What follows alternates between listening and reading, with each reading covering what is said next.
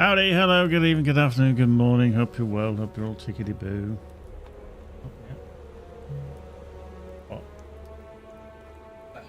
Oh, that was very... the wife was nearly slacking there.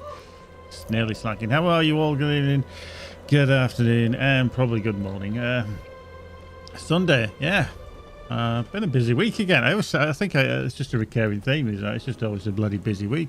Lots going on. What anything that we can really, yeah.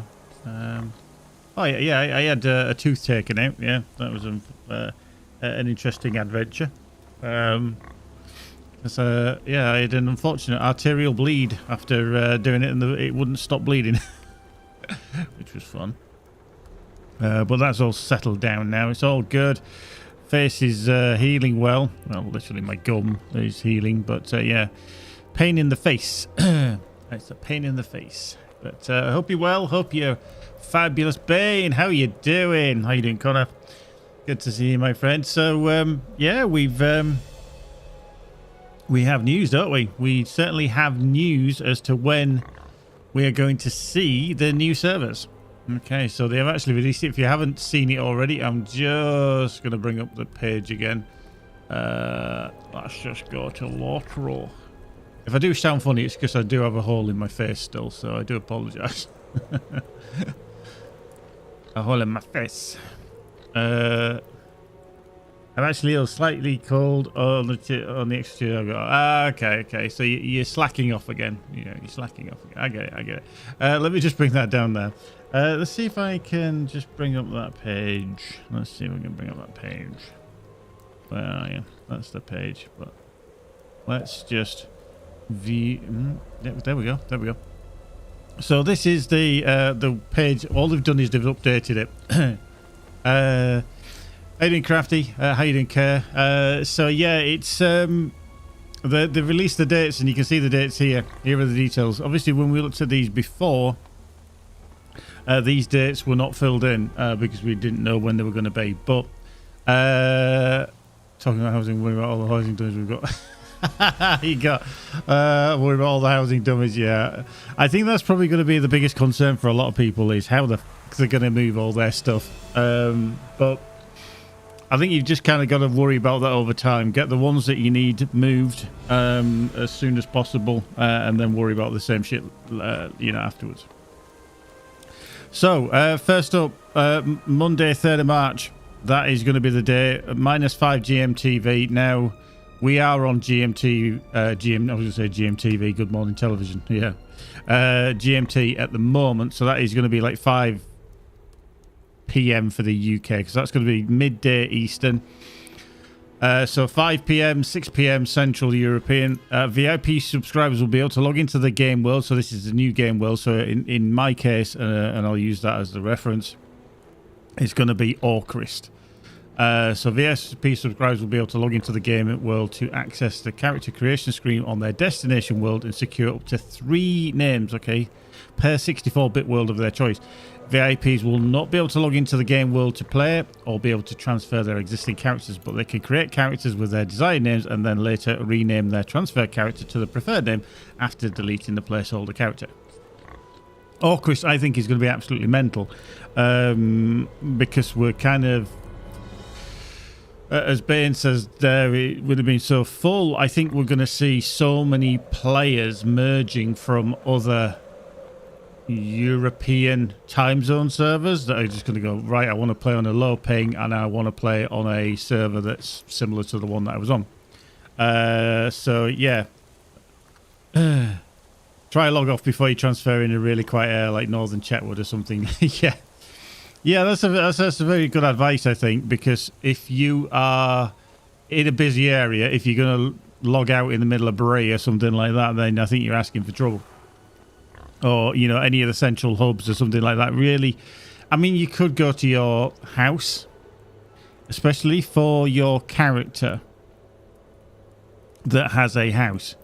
I would be tempted to go to a... Actually, how is that going to work? Where is it going to put you?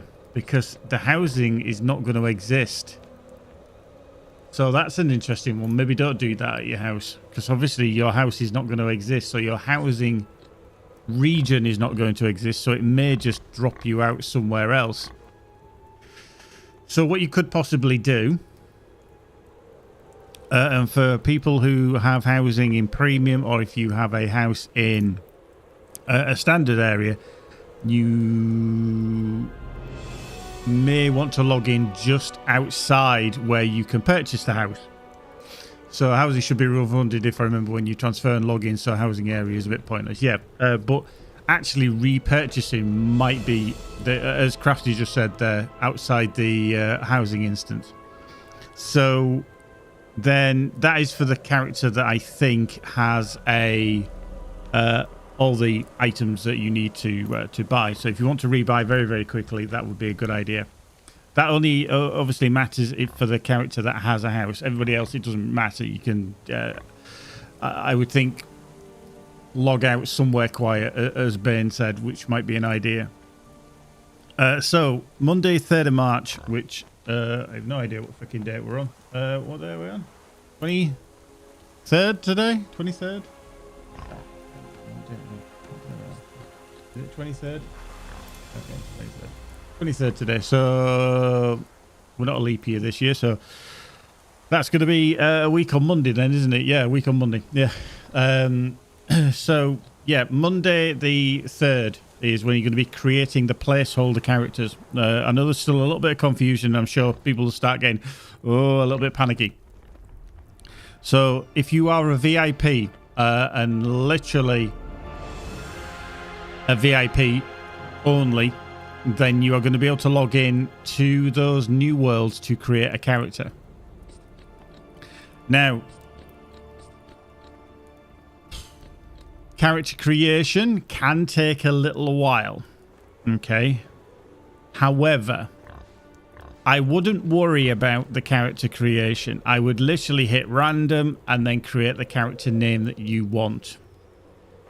Don't worry about your character creation for creating the 3 placeholders, because literally you are going to delete the character. So to optimize your time, you want to just hit any character. It doesn't matter what race, class, anything. It doesn't matter. Just you want to be in, creating a character with the name that you want. Boom, done. Then do it again for your other 2 characters. So if you're a VIP, maybe you can have 3. So dive in with as much vigor and vim as possible and create a random character. Just hit random or just go for the default, whatever, and just create that character. Because all you're going to do with that character is delete it. So the premise is basically creating 3 characters that are placeholders for the name and the name only. Then eventually when the servers open and you are able to log in after transferring your character from, say, Evernight, as in my case, then you are going to delete that placeholder character. So it's not going to exist anymore. It literally is just go poof. And the reason that you are going to delete it is so that the name that you want then becomes free. Now, I don't think it will happen, because I really don't honestly think it can happen. But there is the opportunity, let me just say, the opportunity of milliseconds for this to happen is that you would log in on the Wednesday the 5th. You would delete your placeholder character. You would log into your other character. So, for example, one might be called... what did I call that placeholder character? Can you remember what I used to call it? Wobble Chops or something. It was something like Wobble Chops. Oh, Wobble Hobbit or something. I can't remember what the hell it was called. So if you create a character called... your main character on Evernight, for example, is Wobble Chops. We'll call him Wobble Chops, because that's what I feel like at the moment, to be fair. You have your main character and you create Wobble Chops on Orcrist as a placeholder. Come the 5th of March, you log into Wobble Chops. Okay? He's your placeholder. You got it. Everything's in there. You have transferred your original Wobble Chops already. Okay? But because he's transferred, he is the second Wobble Chops. He's going to be called Wobble Chops -1. So what you then need to do is then you need to delete your original new Wobble Chops, who was the placeholder, the name placeholder, delete him. Now, at that point, there is a window of opportunity for somebody to name their character Wobble Chops. Because literally you would delete that character and then you'd have a tiny moment to log in with Wobble Chops -1 and then use your rename token. And it's in that moment that somebody could snaffle Wobble Chops, and that is the only time. Is it likely? No, because that person would have to know exactly when you were logging in and logging out and deleting characters. But there's always that chance of panic for somebody, I can imagine. So, yeah. And just remember your rename token that you will get given. Jim the Mank, thank you very much. 27 months. Of plenty, oh viewers of plenty. Thanks, Jim. It's called stream sniping. Crafty, I will not in any way, shape or form be streaming while I'm doing this. Because I'm not going to do it. So that'll be on the Wednesday. Not a chance am I going to be doing that. I think there's too much going on rather than having chat, and everybody else is going to be doing the same thing. Now, some will, yeah, and then somebody will have that opportunity. So that's the Monday kind of out of the way. So, excuse me, Monday the 3rd of March, at 5 p.m. UK time, 6 p.m. Central European. Whenever they open them up, there might be a little bit of difference in actual opening times, but that is the plan. You're going to be creating 3 characters maximum, but you have to be a VIP, and a VIP is a person who is a subscriber to the game, whether you're a lifetime or whether you pay monthly, whatever. So that's what you're going to do on that day. That's all you can do on that day. Again, it doesn't matter what the character looks like. It doesn't matter what their background is. It's the name you are creating, and you are capturing that as a placeholder because you are going to delete that character. Okay. Hopefully that's kind of sticks in people's head. So, Tuesday the 4th of March, which is obviously the next day, free transfers from 32-bit to 64-bit worlds will be available to all players. The new game worlds themselves will remain closed, but the transfer tool will be enabled to allow for transfers to these worlds. So, in my case, that would be when I click transfer from one of my characters or all of my characters across from Evernight to Orcrist. Now, you may want to transfer all your characters. That's entirely up to you. You may not want to, but this is the kind of opportunity what you definitely want to do is transfer the 3 characters that you've made the placeholders the day before, because they are the names that you want to grab.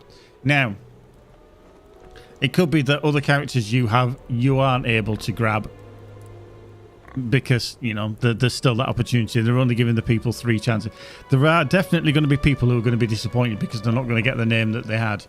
Because it's not just, oh, I was the only one in Evernight, but then you've got these other people that are coming in which may have the same name as you. You know, Dildo Daggins and stuff like that, and Gandalf. Those kind of characters are all going to be, you know, fighting for those names, etc. So they need to transfer basically those characters on Tuesday the 4th of March. Again, at the same time in the evening, 5 p.m. UK, 6 p.m. Central European time. But they are kind of times that you'll have to go, do you know what? There's possible fluctuation there. Possible. There's no guarantees. Then the biggie is going to be on Wednesday the 5th of March.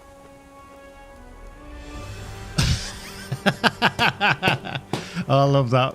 Guess who's working all afternoon when the server changes happen? Oh dear.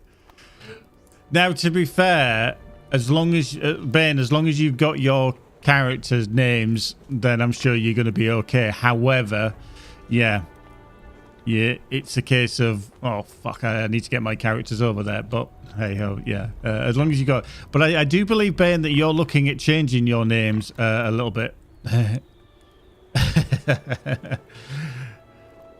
So I don't know if Mini Bane is going to remain Mini Bane. I presume Mini Bane is going to be still around. But yeah, we'll have to see on that one. So anyway, Wednesday the 5th of March, 1 p.m. Eastern. Now, isn't that interesting? minus 5 GMT. So that is going to be 6 p.m. on the day. So please notice the difference. All these are 12 p.m. Eastern, and it says minus 5 GMT, which is obviously 5 p.m., but on Wednesday, the 5th of March, it is 1 hour later. So it is going to be 6 p.m. UK, 7 p.m. Central European time. Other time zones you'll have to work out yourself. They're the only ones I can remember. But that is going to be the time that the servers are actually going to open. So our new game worlds open. Free transfers from 32-bit to 64-bit game worlds will continue until August the 31st. Free transfers between the new 64-bit worlds will operate on a rotating weekly basis until April the 30th.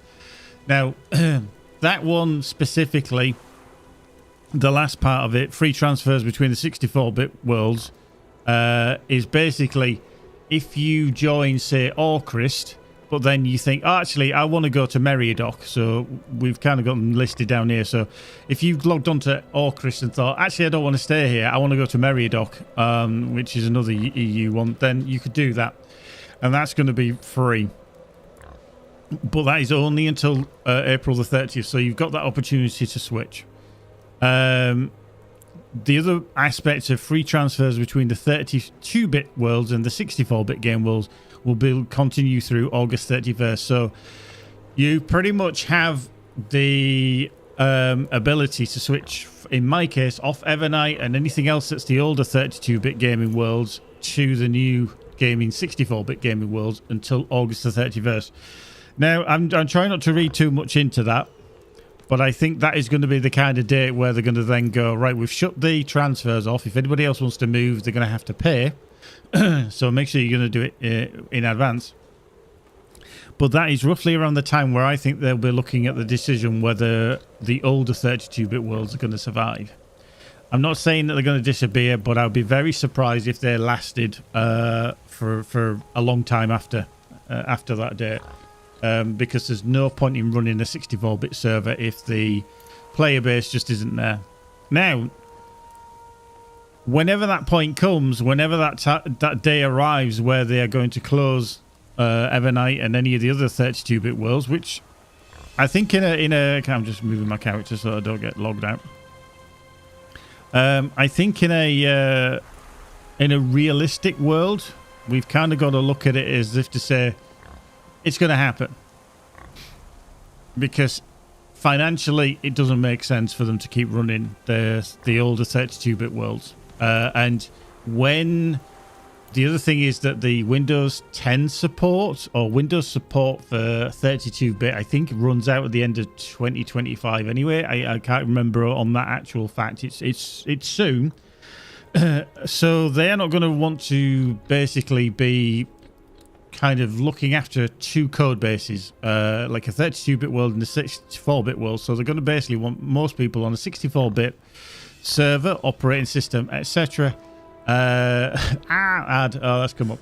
So I think there's a lot of nuance in all that. Let me just bring that up there because that didn't notify me. There we go.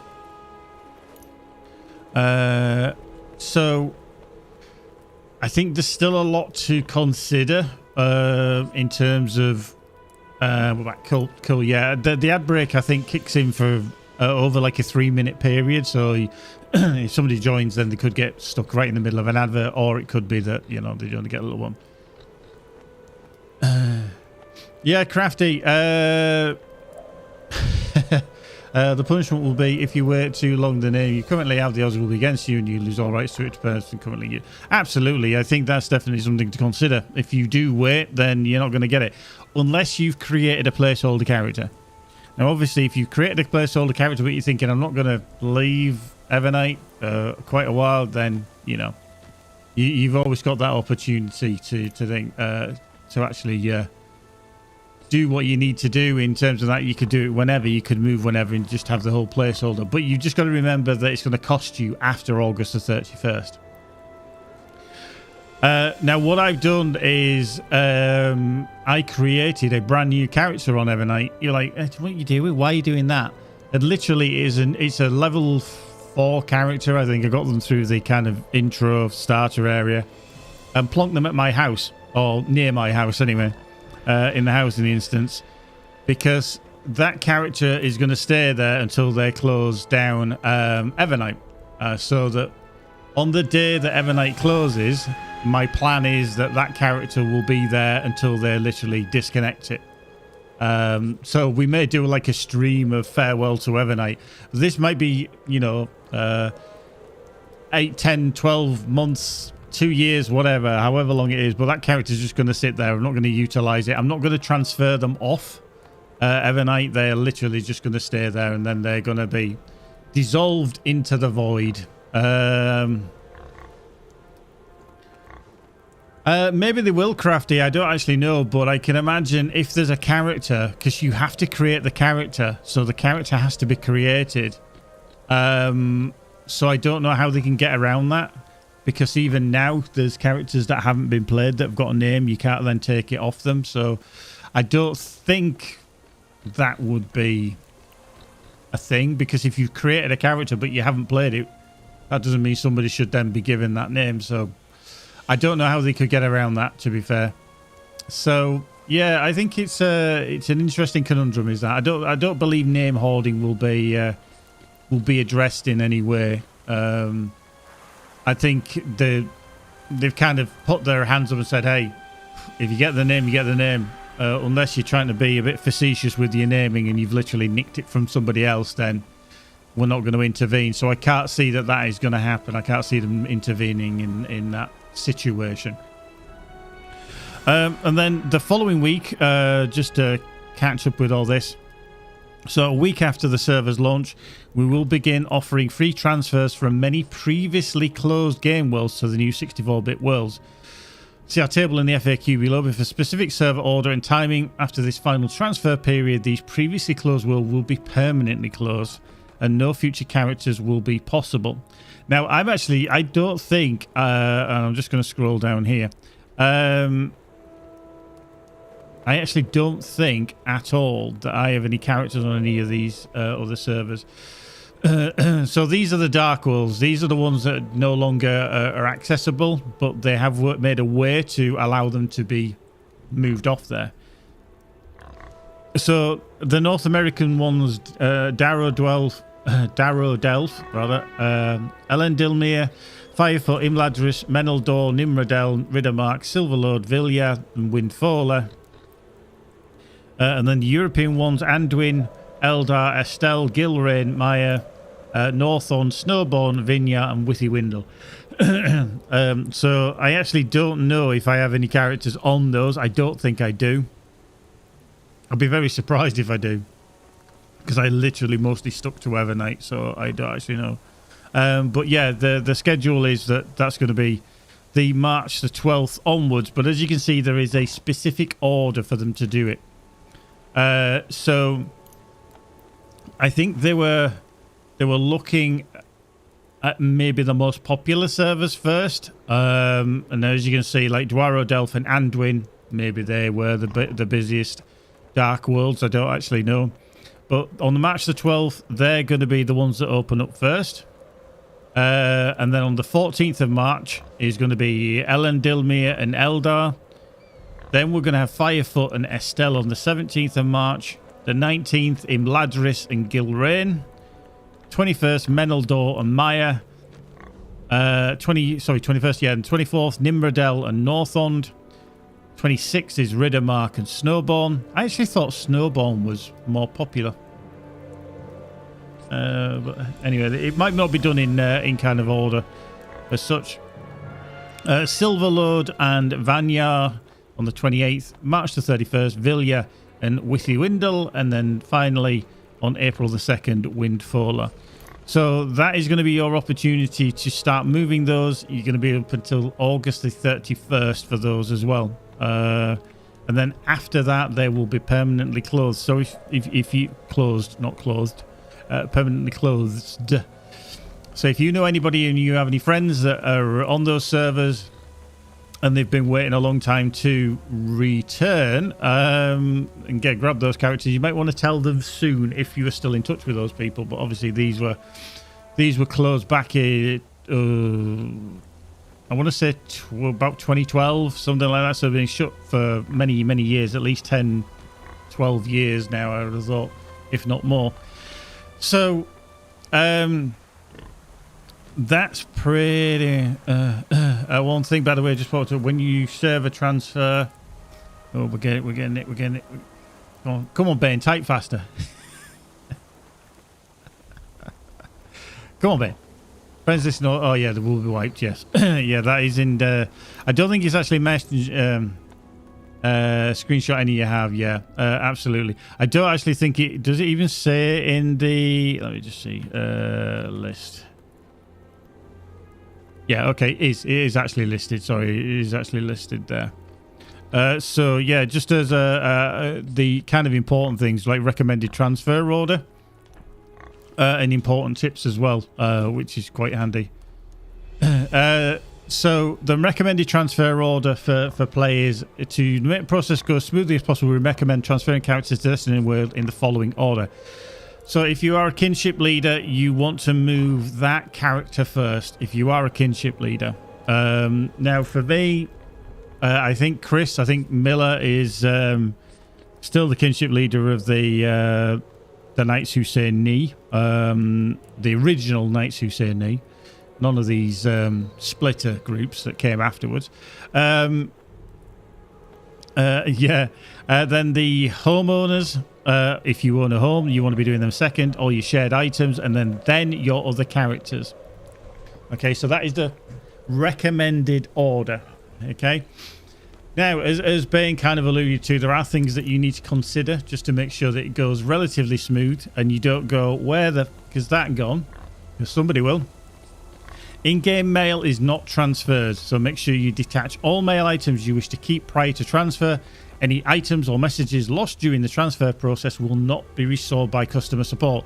Now, the reason for that is that it's like your character is sending a mail to somebody on a server where that character that's the recipient might not be there, and you might have moved that character. So returning to sender and the sender doesn't exist, and the actual recipient might not exist. So if it's in limbo, then that's lost. So don't expect it to appear. So it's not going to happen.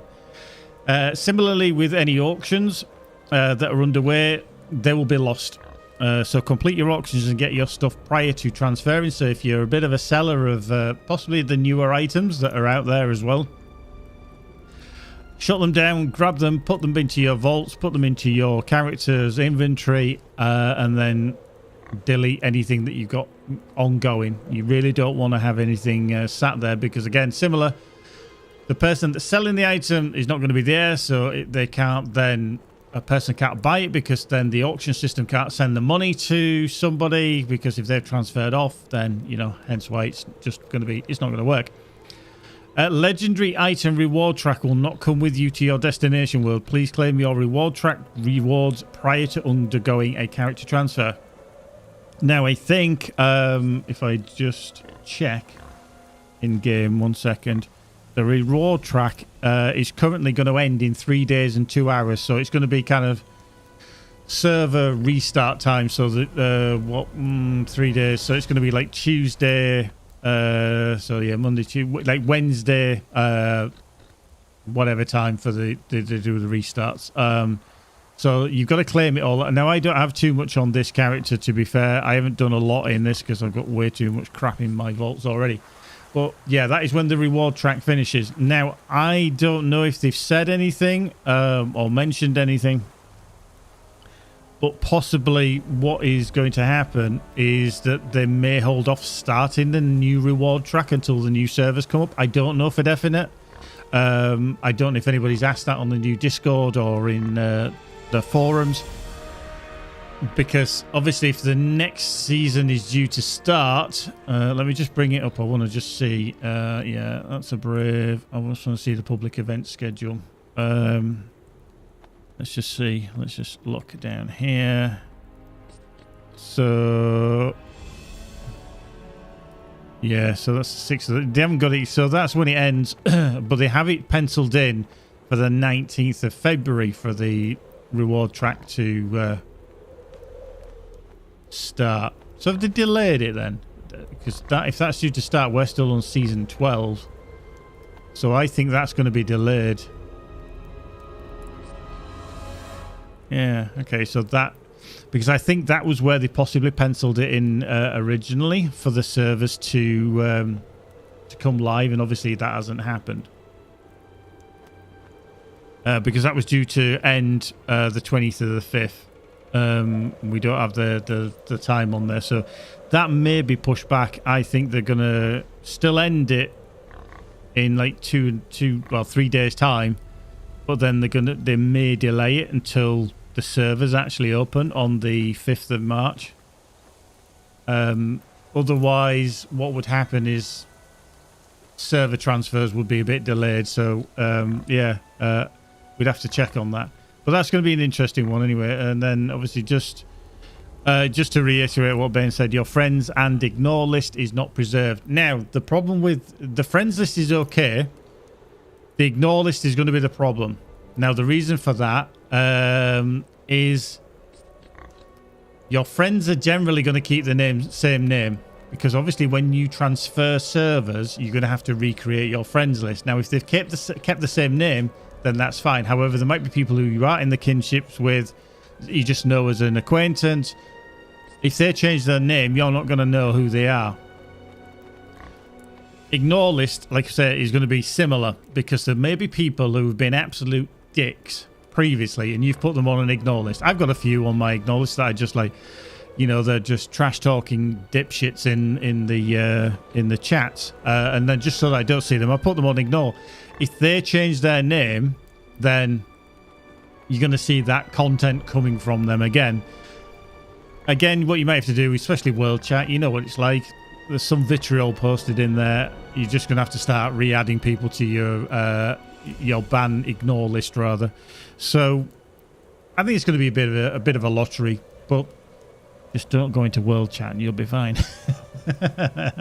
Anywhere else, I think you'll be good.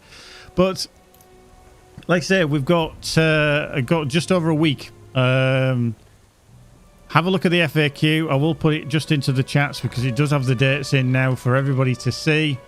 And that literally just booted me out of that chat, but that's good. Love it. Love it. I literally was sending a chat message there and they went, no, get out. So just bear with me and I'll put a little link up onto the tube of you as well. Oh dear. They just love it when it boots you out. Isn't that rude? That's just rude. Not a fan of that when it does that. That's just rude. Right, let's just go to there. Let's just go to there. Ah, dear. Boink. Let's do that. Let's just do that. Let's just go there. Oh, isn't that rude? Right, hello, the YouTube chat. There we go. Let me just put that into there so people can see it there. Ah, just so rude. Right, I just need to log into that again. Geekception. Yep, there we go. All good. All good. So, yeah, I just had to log into that. So, yeah, that is literally what you're going to see in the next few months. Or few weeks, rather. Is going to be a lot of possible chaos for a lot of people, I can imagine. Right,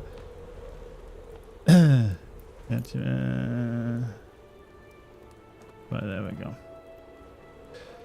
So yeah, do you kind of familiarize yourself with that, of the order of things that you need to do? It's quite a comprehensive guide. I think the only thing that is possibly of more note is people who have existing personal houses. Now, I do believe they said that anybody that's purchased a house with housing writs is going to get the full amount back. So 100% of the housing writs back for your purchase. So I don't know what it was before. I don't know what they actually previously said, but I think to not get the whole amount back was a little bit odd, because you've got to basically give up a house and then you'd lose out. I'm not entirely sure on that one. I'm not entirely sure what the crack was with that decision, but it does look like you're going to get. It was 90 Dodger. Thank you very much.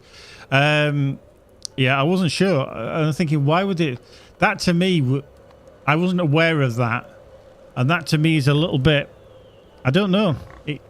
I know they've changed it, but for that decision was like, hey, that's kind of taking 10% of my housing rich just to force me to pay again. So I'm not surprised if there's been a bit of backlash towards that, because that's an odd move. But at least they've changed it, because why should you, if you're going to move a house and you can sell a house with real world money, why should they skimp 10% off? Because you've already paid them once for it. But yeah, that was a bit of a dodgy move. That I think you're asking for trouble. But they seem to have changed that. So if it's 100%, it's 100%, which I think is a much better idea. And a lot nicer. So have a read of your housing and everything. Make sure you've got everything in order. I'm sure next weekend people are going to be clamoring through all their all their characters and all their houses, because there's people with several houses. I know this. They're going to be scrambling around to try and make sure everything is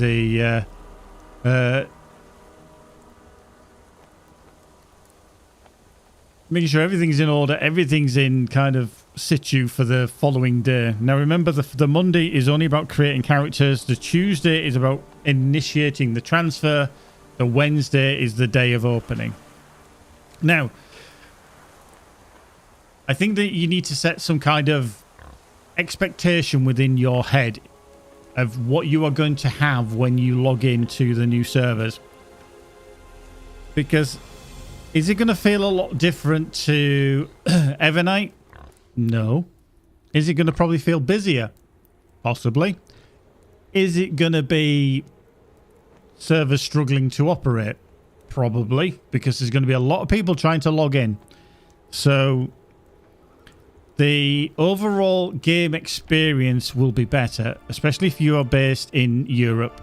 Now, for me, having played on Mordor, I know that the latency is better, the ping is lower, which is good, which means it's a nicer experience. Again, and I've said this so many times, do not expect the whole lag situation to disappear. How you doing, Easy? To disappear. That's not going to happen. It's lessened because the performance of the servers is better and the players' latency to the servers are better. And I'm talking about European players here who are going to be going to a European server.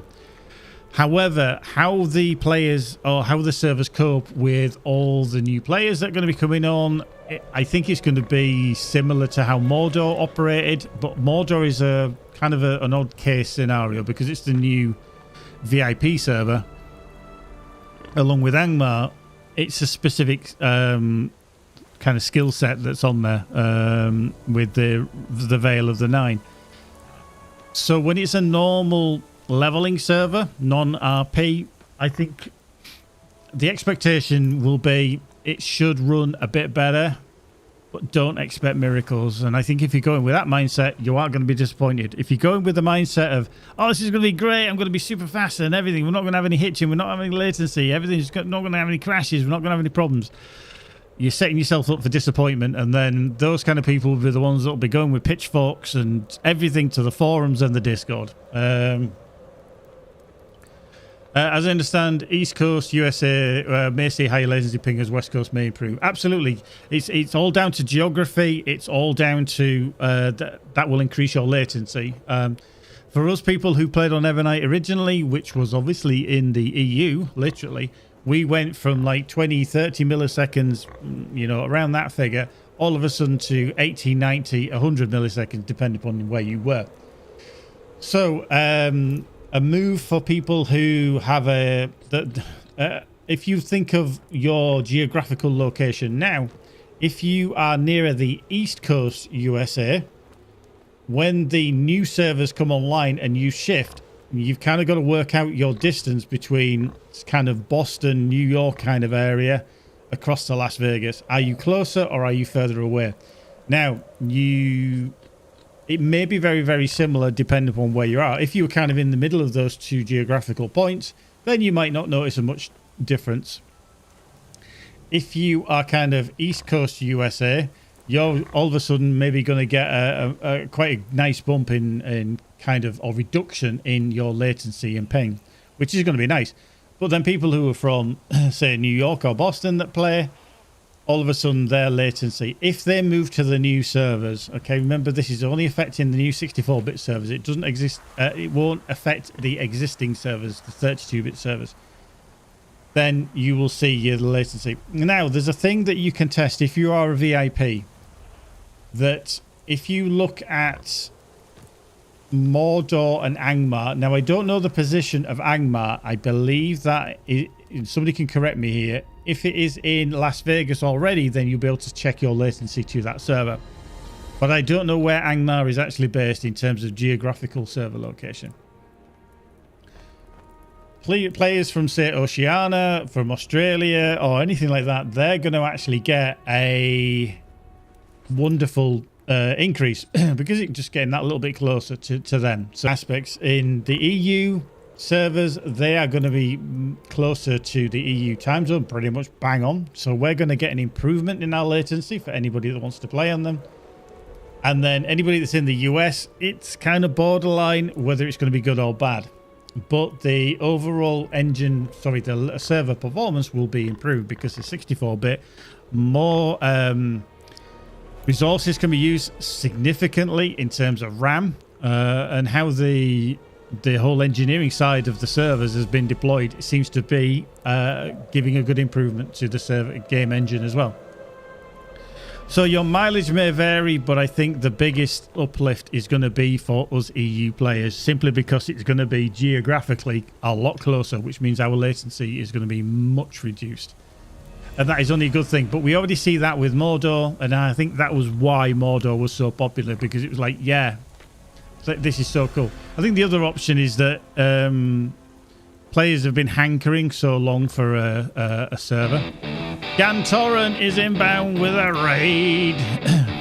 How you doing? The Kiwis are taking... We were just talking about some of you kind folk from Oceania and around there. I hope you're all well. Hope you're all tickety-boo. So it's going to be interesting for you to see how the new servers are in terms of players from New Zealand, Australia, other Oceania regions, etc., with the shift for the new servers slightly better in your direction. So, I'm going to be interesting to see. Brewster, how you doing? Well, thank you very much for joining us as well. So, yeah, do you give us your thoughts? What do you think is going to be? So, Gantoran, interesting. Well, I set on 214-ish ping. Maybe I'll get down to about 150. Now, Gantoran, I need to ask you this. Is your ping on a 32-bit world, basically in the Boston, New York region?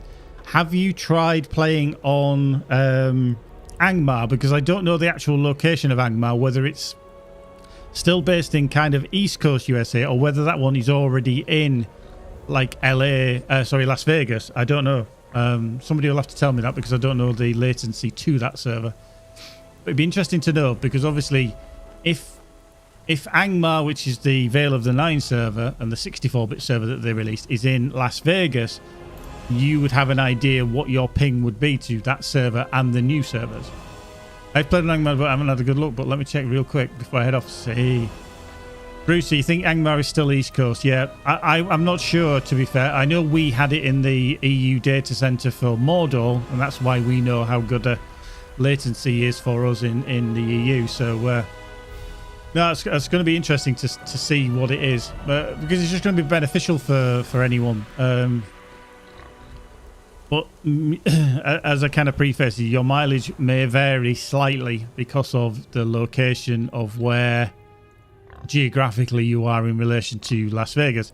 If you're closer to New York already and Boston, you are going to see an increase if you switch to one of the new 64-bit worlds. My latency ping to Mordor is about 20 milliseconds because I'm in the UK and then the servers are in Amsterdam in the Netherlands. Gantoran, you're in South Island of New Zealand. I hope one day, Gantoran, to eventually come and visit your wonderful looking country, not just because of obviously the that ties in with obviously British colonialism and all that crap and everything, but also the Lord of the Rings, and it looks an amazing place. Just had checked and thought, Mordor versus Landroval and Midwest US, Dodger 30 on Landy and Angmar 102, 105. Okay, so you're Midwest, so that's a good ping actually for Landroval. And Angmar probably still be better in Vegas, but we shall see. Yeah, I mean, geographically, you could kind of, for your position to go to like Boston or like New York kind of area, geographically, you could measure that distance and think, okay, that's like 1,000 miles. I'm arbitrary figure. I have no idea what the number is. And then you could look at Las Vegas and go, oh, that's only 800 miles. So you would expect a slight reduction in your latency. However, latency is never a straight line. As the crow flies, literally is a direct line, but your internet connection will never go in a straight line. Kyle Goksu, I have a question. I'm a new player that's at the moment downloading Lord of the Rings Online. Cool, welcome. But I see there are other games like Mori and Legacy of More. Do I need to download? No, you don't need to download those. Those are expansion packs that you're talking about, such as Mori and the Legacy of Morgoth. You don't need to download them. You will have, as a free-to-play player, as a new player, you have access to Moria. They unlocked a lot of content for free for players, so don't worry. You don't need to buy any expansions or anything like that. You literally have an absolute bucket load of content to dive through for free. Brewster, you live in New Jersey, and my pings to North servers are about 14. Okay, so that's currently. Brewster, out of interest, what is your ping across to Angmar? Is that the same? Like 14 milliseconds? Oh, Aubrey, the weird one was over last week. We did road trip to Hobbiton, made a vlog. Cool, that's so cool. I was pretty sure Angmar is the same area as Landy, New England. Cool. That's probably the same. Should join me in Miller Rage and how much shit our character. Minibed, I have so much shit on my characters already. I've got enough to cope with. I don't want to hear about yours. So Gantaran, you'll be singing all the way to Gondor before you need to consider buying expansions or investing premium currency. Absolutely. Cal, what do you recommend when it comes to class, and what do you start the game with? So what do you recommend? Cal, what I would suggest is that you try the different classes. Some of them are easier than others. Some of them are difficult, only because of how they play. The game does recommend certain kind of beginner classes, such as a champion, a hunter, even like a guardian is classed as a beginner class. If you were looking at something like a lawmaster or a minstrel, they can be a bit more difficult, but that's not to say you shouldn't try them. But I would definitely say that just play them as you like. See if you get a feel for them. If you don't, create another character and just keep trying them. If you really don't like a character, then just delete it and then create a new character. I think you give them 4 slots, maybe more now for a free-to-play player. I'm not entirely sure. But just try the characters. Honestly, find the one that you like. Have a look around on the videos. I've got a few videos over time of various characters I've played. There's some classes that I don't play. And I've been playing the game like a lot of these people here for nearly 18 years now. And there's just some classes that I just don't get on with. And I've got several duplicates of characters as well. So that is always my advice, is try the different ones. People can recommend them. Some of them are easier to play than others, but by the same token, you might not necessarily like that character and you might miss out on a certain character class that you really, really like. Gantar, and your ping is the same to Angmar. Okay, so it looks like Angmar is in the same physical region as the other servers currently for North America. So it'll be interesting to see what a ping to a Las Vegas server is for you eventually in terms of your latency. Now, again, if you kind of geographically take off the distance between you and, say, New York in a geographical as the crow flies to Las Vegas, then I imagine that could give you a rough percentage. Crafty Irish, I'm moving towards Warden lately, want to get spinned up before migration. Now, the good thing, Wardens were a class some of you will be obviously aware of that rely on a sequence of skills called gambits. Now, we've seen a distinct uptake in the amount of Wardens that have been playing on Mordor. Now, Mordor is obviously based in the EU, so the latency is a lot lower. It's probably about 75% lower, 80% lower than what it was for playing on Evernight. Now, that is perfect conditions, having a lower latency for firing off these gambits in a better sequence. Because we had the problem... In fact, let me just get rid of this. We had the problem of basically seeing our skills not fire off. So I can imagine that with the move there's going to be a lot more of that dinging around as well. So definitely look at that. Minibane's actually leveled up to Lieutenant Star 1. That's just rude. That's just rude. So interesting. There's a lot to take in with this move. Cal, I know you're very new to the game, but whatever you do, just enjoy the game. Ask questions. If you want to ask questions in this chat, you're more than welcome, because we'll try and answer as many as we can. How you doing, Hark? Because there's a lot of experienced players here. And you'll also... Yeah, it's 3 days, 2 hours, according to this reward track. Bane, I think you misread it wrong. 3 days, 2 hours. He's getting all excited in his caps lock. And he missed that one and got the wrong number. Cal, you'll hear a lot of talk around these new servers that are happening. Now, you don't need to worry about them. You can play on the server that you're starting on in terms of a character, because there's going to be free transfers available for players to start on a new server. And you can create characters on as many servers as you want. But there are going to be some changes coming up in the next week or so. I did put it into the chat. Just bear with me. Actually, I just need to reconnect that first. Just bear with me while I do some jiggery pokery, because I need to get reconnected. Onto there. Because my chat has disappeared because it logged me out, which is nice. Which is nice.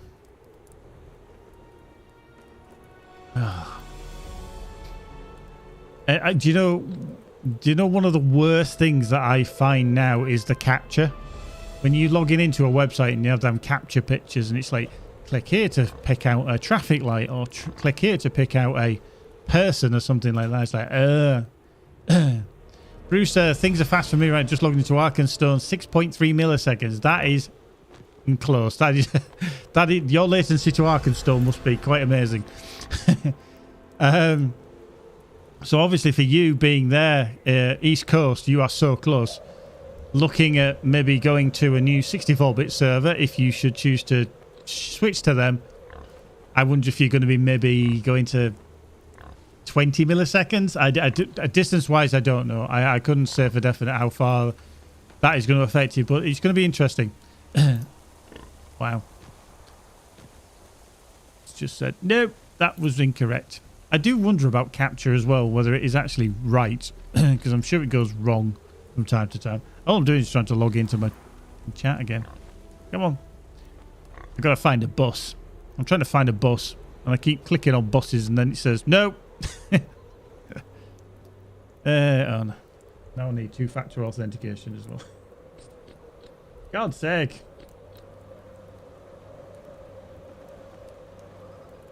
Right, let's just... There we go. Right, you're going to let me logged in now. Oh no, you're going to ask me to check another capture. I lucky. Okay. Okay.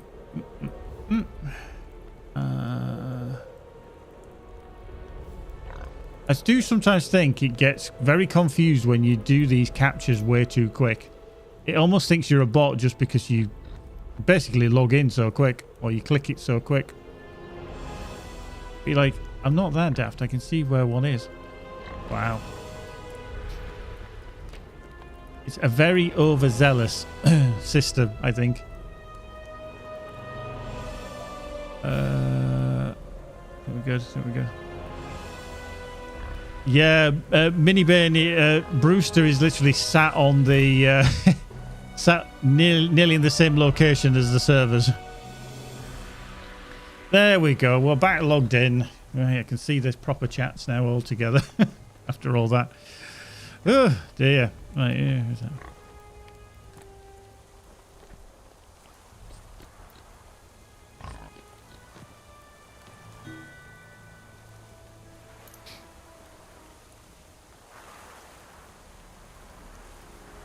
I used to raid with a player that owns his house 400 meters from the bottom of the server. So, yeah, and I think... right, okay, so Angmar does suggest it's the same place then for that that latency. Now, I think Minibane over on Twitch has just said that he played with a player that was like literally like a few hundred meters away from the servers, but he still had a 30 millisecond. I think this shows the variance in how your data can take a different route. It's never a straight line. I think here in the UK, you could... people in the UK will understand about the green telephone kind of not exchange boxes, but the fibre to the cabinet boxes that they have on the streets, etc. Now you could be right next door to that. It could be right at the end of your property, but it doesn't necessarily mean it goes straight to your house via the shortest route. And I think that's what the case was with the player that had the 400 meter distance away from the servers. It literally can take a different route. And as I've said, with regards the new servers that are going to be in Las Vegas, geographically you might be right bang in the middle between the old servers and the new servers, and you might think, hang on, I'm going to get exactly the same latency, but the route may be more direct and go through less hops, as they call it, to a server on the East Coast than it would to the, basically, we'll say West Coast, but Las Vegas. And you might find that the route that it takes to the Las Vegas servers, even though it's almost identical in terms of geographical distance, may take a longer route and go through more hops and more servers. So you may have maybe have a reduction in distance, but you may have an increase in latency due to it going through different servers, different connections, etc. So who knows? I think majority of people, like I said, in the EU, we're going to get an absolute baller of a time because of the lower latency, and eventually things like Evernight are just going to go pfft. But that is entirely, you know, subjective. We just don't know. So who knows? Anyway, we are on Evernight, by the way. We're here running around Kerbronak up in Angmar, because that's where we are. We're 136, yeah, level 136, and we're just trying to get this one kind of leveled. I'm not going to get this character done in time for when we switch to Orcrist, but she is definitely one of my eldest characters. Not the eldest character, but she's definitely one of the eldest ones, and I've never got her to late level cap. But I am just going to have a drink, because I had a tooth out the other day, a bit of oral surgery. Sounds more rude than it was, but I did have an arterial bleed in the gum, which didn't stop, so I've got to be so careful. And all this kind of talking was, I can feel it in my socket.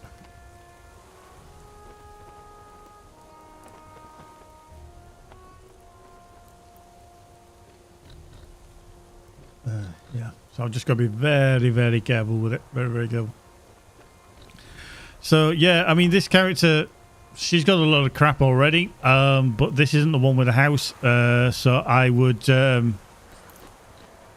hopefully sort that out on my housing character probably next weekend. I think a lot of people over the next weekend are going to be going, oh, I need to make sure that all my stuff is in order, which you really do need to do. But remember, Monday the 3rd of March, if you're a VIP, so if you're a subscriber, I feel like this character's looking at me as if to say, what the hell is your name?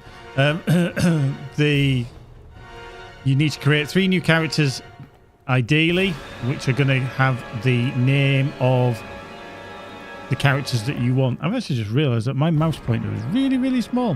Why is it really, really small? The actress to the bishop.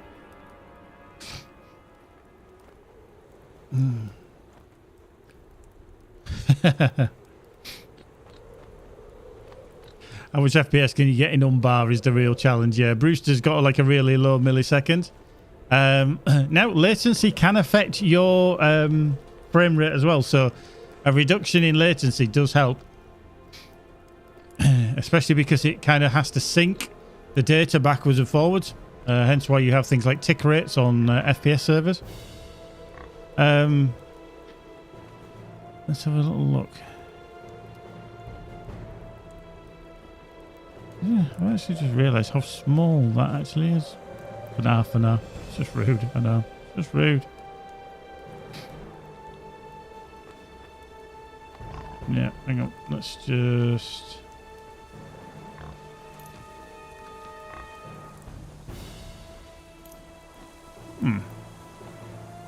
Interesting. Where has that gone?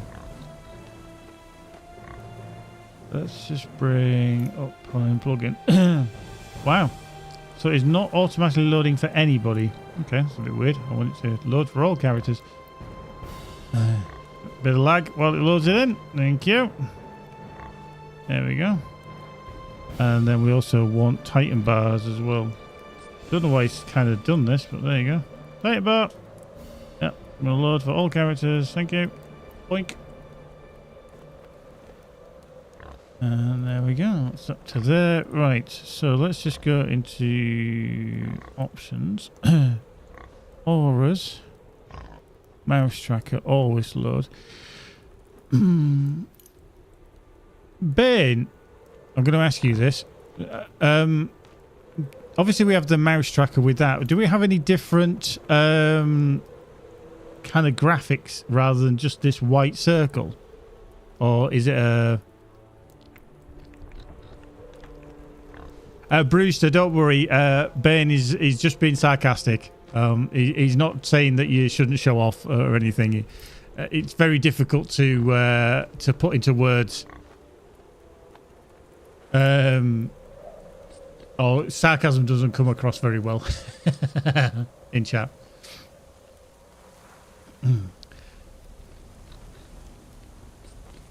But yeah, do we have a... I know I did, not in that version. I think there's a UI. Okay. Yeah, he's just kidding. He's just kidding. Okay. Yeah, I might have to change that slightly. Hang on. Still master. There we go. It's on. It's on. Right, we got to go back and kill Trev Duverdine still. Really, from here? We got to kill them. Right, right, let's get there. Let's have a look. Yeah, let's go there. I'm going to spend 129 silver because I'm too goddamn lazy to run back to here and then run around the corner. Drink. Right, let's get on the steed.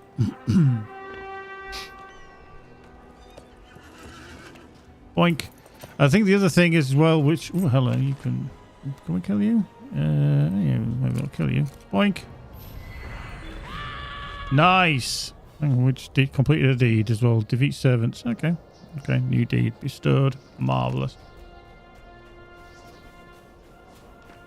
Okay. So yeah. See, Brewster. That is very consistent because what we as European players, that is for me the average. Like if I look at my latency, I get 88 milliseconds. Going back across the pond. Oh, hello. So yeah, that's quite consistent. So yeah, my latency is 88 or 87 milliseconds at the moment currently. So yeah. So for you, if you were to play on the EU servers, the new EU servers such as Orcrist, you'd probably experience a little bit more, so you might get like 95 milliseconds as a rough guesstimate. But yeah. Right, up we go. Yeah, yeah. I think you and me are very similar, Ben. Even though I don't have the fastest internet, so I'm certainly not on full fibre. I'm on fibre to the cabinet, but yeah, it's. Whoop. Let's get through here.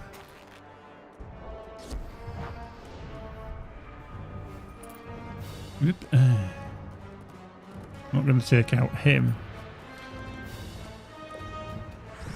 Balls.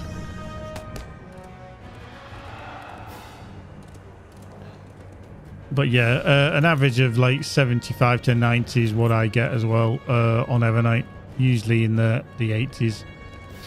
And then similar for going on to Mordor, which is I average around 20, something like that.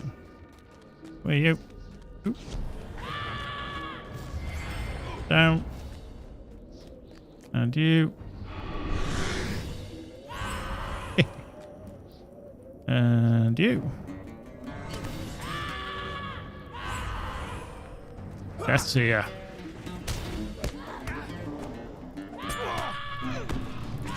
Dead. Can't see you. You're hiding around the corner. There we go. Come here, you. Come here, you. And you. There we go. Well, pulled a friend. There we go. Read the orders from Magith. Blah, blah, blah. Okay, he's over there. That's handy. Right, let's just fight our way through there. So yeah, interesting times ahead. I mean, people may say, oh, it's not great. They're not doing a lot to the game. They're only moving servers. I think you've got to realise the age of the game and the player base is what they need to maintain. And they aren't going to spend millions and millions of dollars to create like a brand new game. I know they kind of looked at the idea, but I think a lot of that was just shareholder fluff. Just to say, hey, we might look at that, and you know, people ran with it, and we're going to go, oh, they're going to invest, they're going to create a new blah blah blah. No, that's not. It's financially, it's not worthwhile for the game, but there's still investment in it. They obviously see it as a high priority in terms of what investment can be put into the game. So, yeah, I think we're lucky that the game is still going, even like 18 years after launch. So I think we're in a good place. Are you going to play it forever and a day? Who knows? Is it going to be here in another 7 years? So we get to 25 years. Who knows? You just never know. There's a lot of time. God, I can't believe how close he actually is. I'll get rid of him. No way. But I think we've just kind of got to enjoy it while it lasts. Because as we know, nothing lasts forever. Right, let's go sneaky. Let's go sneaky. Oh, quest actions. We must learn if it is an Angmarim ritual within the Drearspire that causes these worrisome visions. If it is, we will stop it. Right, what's it on here? Right, let's head in, do some of these quests, kill some stuff while we're here. Try and get it done and out of the way. Where have the guards gone? Indeed, where have the guards gone? Quiet. I'll not complain, but it is strange. I'll not complain, but it is strange. Over here, a side door we can use. This side door seems promising. And unguarded? Mm-hmm. Boop, here we go.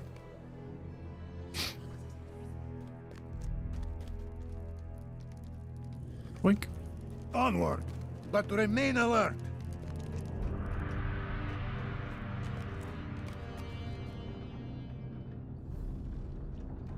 Fine, but don't be long. Did you hear that? Long. No. What did you hear? I just love Vanko. He's like, I'm gonna eavesdrop, but he's just, it's just like, I'm gonna park myself right in it. You came back from Barad-Gulrad. That is not where you would eavesdrop on somebody, Venko, I have to say. What happened to you, Kovira?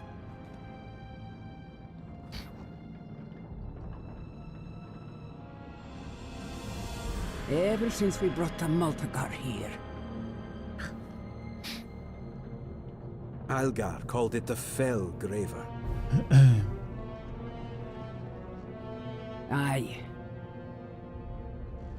I don't like it, Mornire. You know I fear nothing, but there's something wrong with that artifact. I only carried it for a short time, but even that that's was right, too Wonky. long.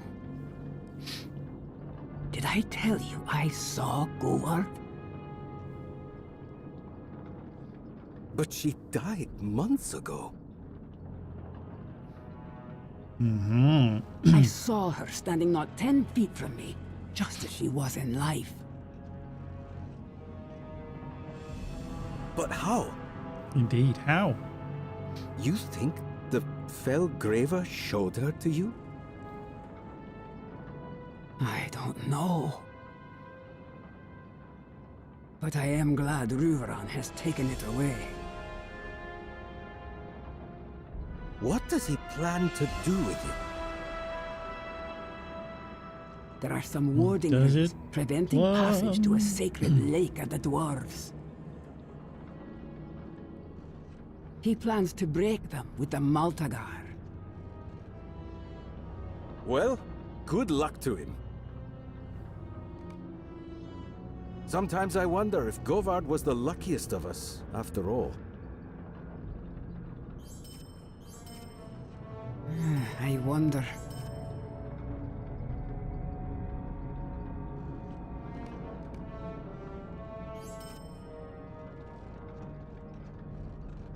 Oh. Let's get out of there. Let us meet up at the Witch Gate. Witch Gate is cool. I do like the Witch Gate. I think it was very well designed. I mean, you can argue when you look back at this, yeah, it's a great kind of vista, but the textures are a little bit. But I think they're kind of limited, and again, it's limitations on the game engine. But I still think it's cool that you can think I can see it all the way over there in the distance, but I can actually get to it. And I think that's the fascination, is that it's an explorable world to a degree. Obviously, they can't have you going everywhere, but you can't go everywhere in the real world either. But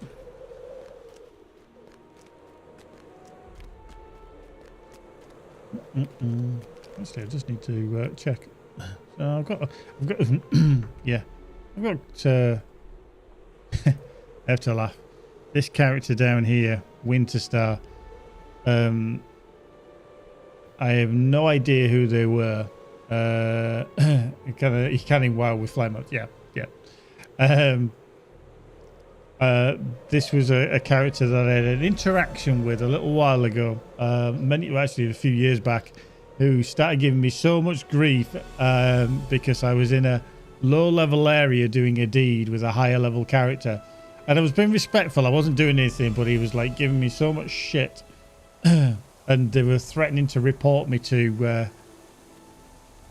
That they had a friend who was a GM, and they were going to, get me into trouble and everything. No, it was some relative. I can't remember exactly what it was, but yeah, they're on a friends list. There is an ignore list as well. There's a few on. Just I think most people will know that character. If you're on this list, by the way, when you're looking at it, I do apologise. You must have said something really weird to be put on this list.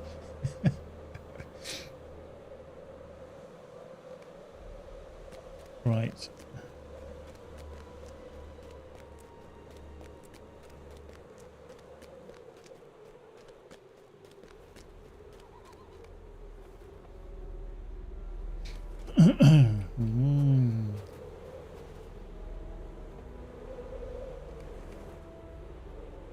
Okay, right. No, I was a high level character in a low level area because I was doing the deed. And I was respectfully just, tagging the creature after they'd tagged the creature. So, it's just like a Slayer deed. And then, yeah, just kind of, he went in a whole vitriol of, I'm going to report you. You shouldn't be here. What the hell are you doing? They get the shit out of there and everything. And I was like, really? Yeah. But people are people. I always like the phrase, opinions are like arseholes. Everybody has one. Well, majority. Some of them are more shitty than others. And that was his opinion. Their opinion. Right, let's travel now. The Longbeards are under attack! We must come to their aid! Yeah, I just literally needed to do a low level. I think I was in. Christ, where was I?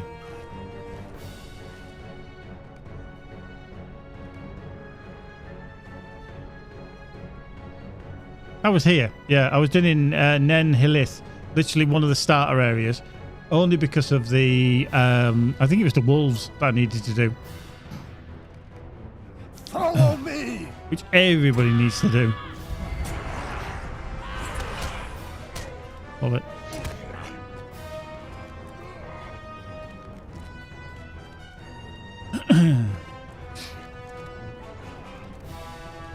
My friend, is that you? Hurry!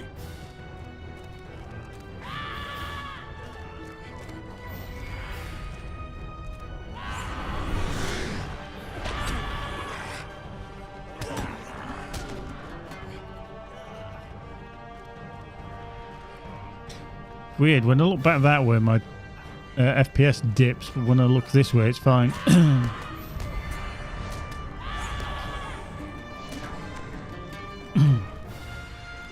Yeah, Amnesty of the Wolves, yeah. Ben, have you managed to secure a 5090 yet?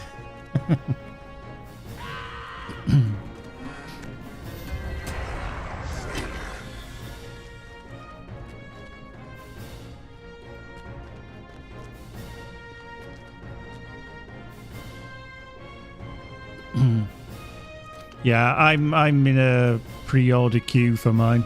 It's paid for, Prince Ingor! but it's I'm in a queue.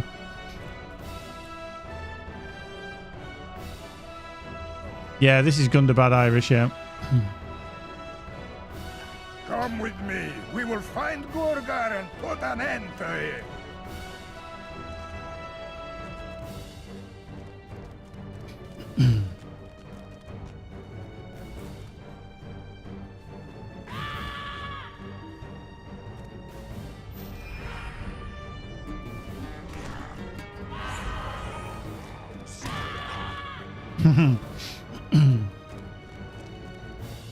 That'll be fine.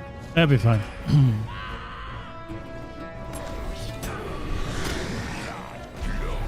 Cool.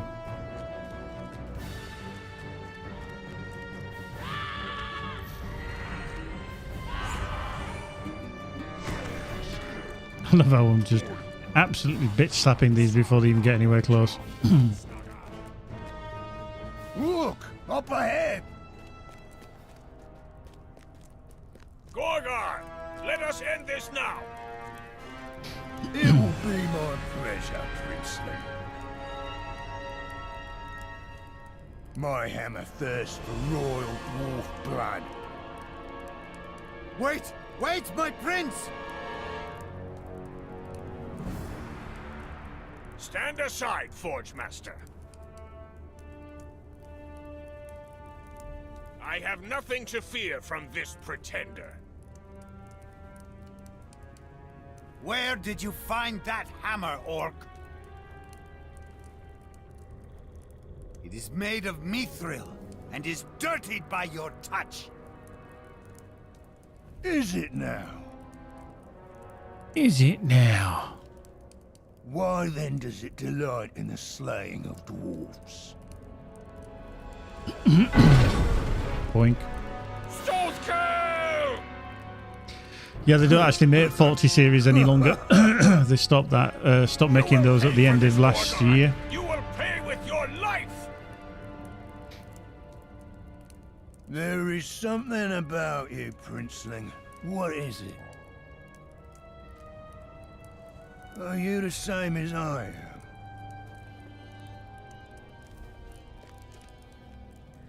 We are nothing alike, pretender. Stunner. I'd say this is message enough, boys. I will be back for you, Princeling, and my hammer will sing again. My hammer will sing again. They are escaping. Shellrooker, attack!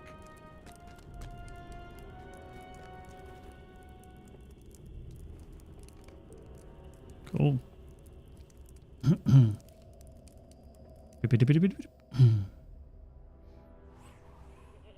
Marvelous. 1,000 curses upon him! Gorgar will pay for this attack, and he will pay in blood! Yeah, I think Kara, I do agree. I think a lot of people do enjoy the Gundabad story. I think simply because we'd followed this kind of quest line for such a long time that it's just the conclusion of it all, and you're like, yay, you know, finally. I think even the devs themselves were like, yeah, we need to move away from the dwarves for a bit. Oh, there he is. I am here! I am here!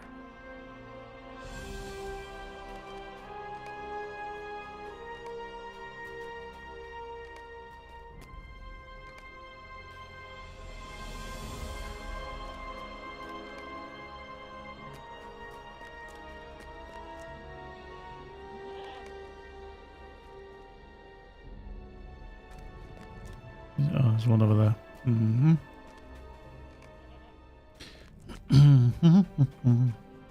But yeah, the 40 series. I run a 3080 Ti, and my system is still okay. I mean, I'm running this 2560 by 1440, but on a 4K screen. And currently, when I'm here in an instance, I'm getting 230 frames per second. Which is perfectly fine, you know, for this kind of game. There's still times where it just doesn't it's not 5K, definitely not 5K, but yeah, the reason that I'm getting a 5090 is A, because it's an upgrade, but also because I do video work for Rockfish Games now. Oh, the 5K series, okay. And the extra VRAM is very, very handy. Plus, I stream for them. I say professionally, only because I get paid for doing it, because that is my job. So it's kind of in the company's benefit and my benefit as well. So, and then being able to use things such as AV1 encoding when we're outputting video work is going to be so much easier as well. Like I say, the VRAM and everything else. Although I don't know if anybody saw the other day that obviously there's been talk of, you know, cables melting and the amps that have been pushed through and all that kind of stuff. There was some of the early versions of the 5090s actually are missing some of the ROPs. I think it's the rasterization operational something. I can't remember the last name. They're actually missing 6 of them. They're supposed to have something like 184, but there are 174 and they're only listed as 168. So some of the chips are actually defective because they've been given, they actually haven't got the actual amount that they're supposed to have. So there's a slight decrease in performance. It's not massive, but it's still a decrease. So there's that to sort out as well. So some of the manufacturers that have come out early have all of a sudden gone, oh crap, we've been given defective chips. So yeah, it's a bit of a funny launch, this one. Thank you for your quick action, but, Fred. like I say, for me, it's a shit ton of money. But luckily, the company have agreed that it's in our benefit for it. So, Dr. Durin, there he is. Dr. Durin. Gorgar will pay for this. During If the not war. today, then on the morrow. Yeah. I, Slugvi, do this in memory of Stothkel. It's like the entrance to the Glooming Town. Yay, Glooming Town. This is cool. Now, I am skipping through a lot of the conversations because I know some of you have done it yourselves, and it's a bit, and I've done it several times, the conversation, but I know there's obviously people coming through, and I don't want to spoil too much if you are literally just coming through this area, because it's a cool storyline. Now, I'm going to go to Glooming Town, which is actually one of, I think, the best areas in this whole region. The design of it was superb. Do I need to put that on? Yeah, I need to put that on. No, that one. Let's put that on. There we go. Wow, did that just give me... Oh, 72,554. I actually lost morale. Okay. But I gained a little bit because of the vitality. But I gain a more will. Tactical mastery and fit. Cool.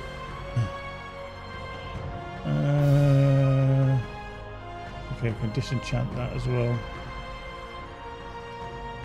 Get rid of that. Let's disenchant that. Anything else we can disenchant that we don't need? All of them. Yep, we'll disenchant them. Actually, don't know about my moats. I need to just check on my moats. See, my moats of enchantment are at 10,000. I've not used them. Yeah. One thing I really wish that SSG at some point can look at is the amount of different currencies we have. It's kind of too much, and then we have limitations on like moats and stuff like that. There's so many things like the medallions of Moria. There's the Mogul crest. I mean, literally, if I just release these are all different currencies in some shape or form. I mean, obviously your marks and medallions are very prominent, but like newfound coins, I couldn't even tell you where that's come from. Officers' bracelets of the Pelennor Fields, obviously we know that's from Minas Tirith, but it just, to me, needs simplifying. Yeah, I mean, being in a wallet is good, but I don't think people worry about them too much or use them too much because it's like, I'm going to get through things very, very quickly. So they kind of skip on to other content. So they don't use them. I mean, it's like these files of extract, which obviously you get from before you head into Mordor. You just don't use them. And I've never used them. You can see I've got a bucket load of them, but I really think it should be simplified down for the amount of things. I've got 10,000 embers and I've got 10,000 motes of enchantment, and I'm nearly at the cap for figments of splendor as well. So if anybody has any idea what to use the embers and the motes on, please do let me know so I can bring them down, because predominantly I'm having to sell gear such as this rather than claiming the motes of enchantment. So yeah, it's a bit of a problem, Captain. So let me just put that over there and put them down there, just so that I can. I mean, that Tomes of Extraordinary Experience, nice. That I can sell because I don't actually need that now.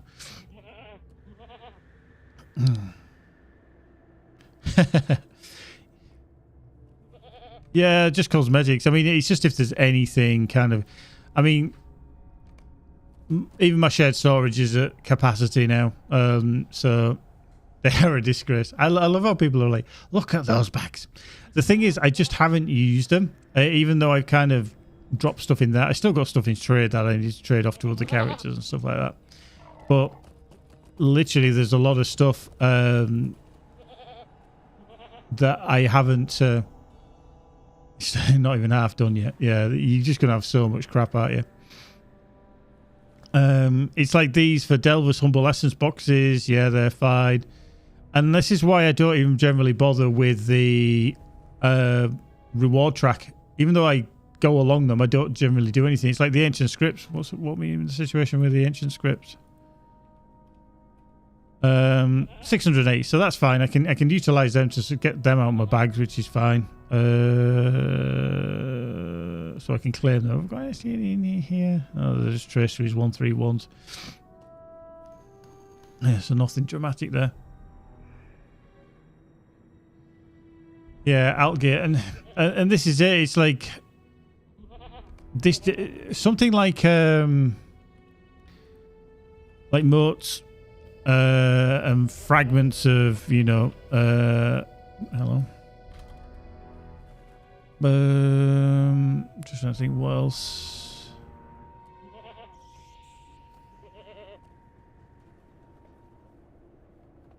Yeah, it's like there's just so many things that you just. I mean, like marks and that, you kind of build up them so easy, so you can get some decent stuff from that. Like the embers. Is there anything good that like a level 130, maybe a shield or something like that I can grab? But it's still like most of enchantment are just for like cosmetics. And I'm like, do I really want more cosmetics? You know, and this is where I think there should be some kind of barter system where you can kind of get rid of stuff. And I do think as well that a barter system should exist for like enhancement runes, because there's that grind which puts on people.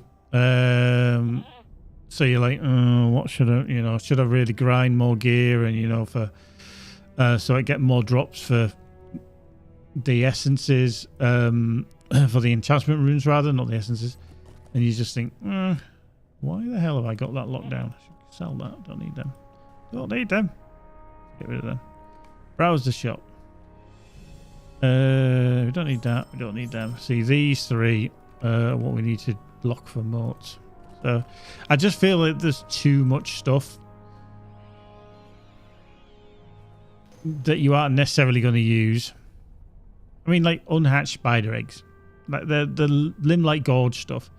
Can't we just call them like a limelight gorge token and then just use them for a variety of things and then have some kind of barter system? I know they kind of want to get people to go play that content, but they might do it once or twice, but after that you're not going to do it again. You're not going to feel the necessity to head there. Right, so actually let's go to Imlek Guthru is where we want to go. Have you a moment? And then cut through. There we go, Swift. And I always think that absolute daylight robbers are the dwarves in Gundabad. Like 130 silver just to actually get around here. Right, let's do that. So let's get there to. Should have gone Our straight need there. is dire. We want to go to Aslift. Aslift.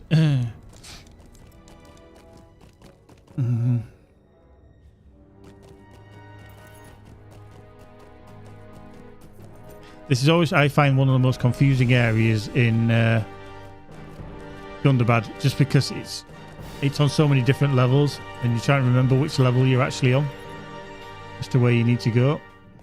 But hello.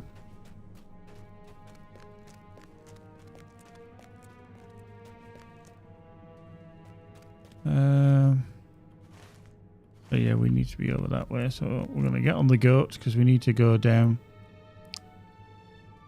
And then along that way, I think it is. Let's go down. I think as well... hello. Wow.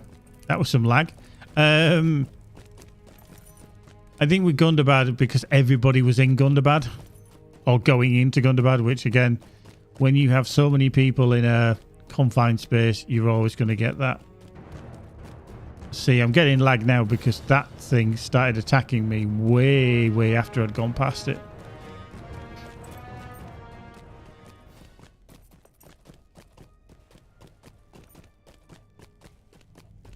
He's fine because he'll just complain at me. And the loudest waterfall in the whole of Middle-earth is that one there. It is so loud, I always have to turn the game sound down.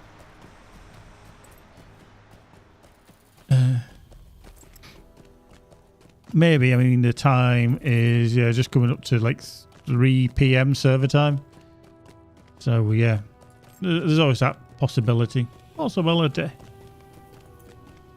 there we go. So, yeah, Glooming Town. Great place. I fear we may be too late. I fear we may be too late.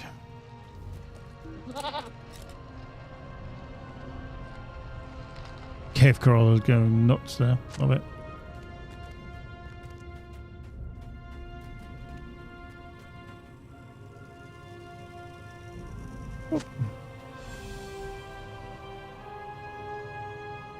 Gundabad will be ours once more.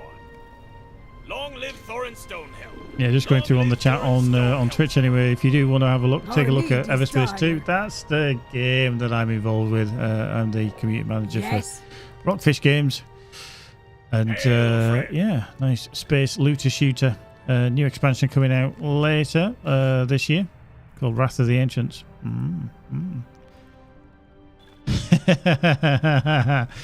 Minivan's just sent me an extra. Oh, you're just gonna send me a load of shit, aren't you? You're just gonna send me a load of crap. One item of everything. Yeah. Yeah. Oh look. Oh. Ben, you're a git. Keep deleting them. Unbelievable. Unbelievable. Luckily they stack. Bernie, are you kind of running out of space and then you're thinking yeah, like he sent me 5 mails now with stuff in them. But luckily they all stack. You know what we should have done is I should have realized it was a mail from Minivan. It was going to be a lot of bump. But what I should have done is not actually opened it and then just wait for the whole, hey, I've moved. You've just lost it. Disappeared into the void, never to be seen again. Great. Okay. Oh, now he's sending me food. A loaf of nut and berry bread. Actually crafted by Mowbray. Now, is that by somebody else? I don't think that's your character. Have you bought that off the auction house somewhere? He's just trying to fill my bags up.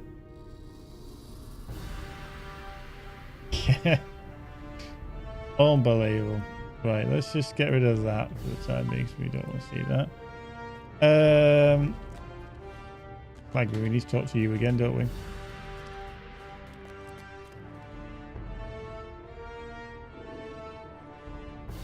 Okay. This... It is Oh, there we go. I feared. That was some latency. Very much some latency. Right, so we need to go into here. We need to kill some stuff and find some crystals and realign echo horns and stuff. I'm going to shout at you. There we go. Thank you.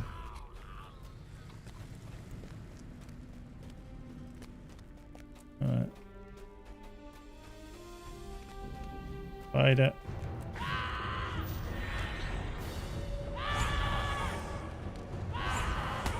Wow. There we go. DB stuff. There we go. What's this other one?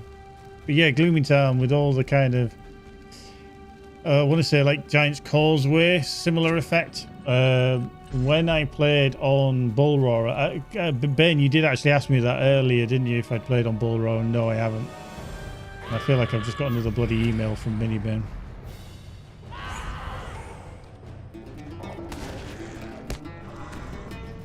Yeah, new mail. Here's something different. A Shaganai candle. Okay, it's an Umbari scholar one. Unbelievable. You tell he's struggling for space when he keeps sending me little bits. But yeah, when I played on Bull Roarer,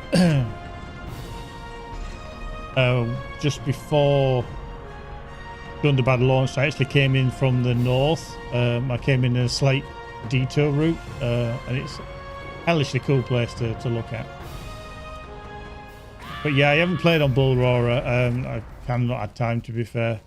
I always keep it up to date, but I just haven't had time to be on there. What do people think to the changes that's coming with Bull Roarer? Is it going to be good, bad, indifferent?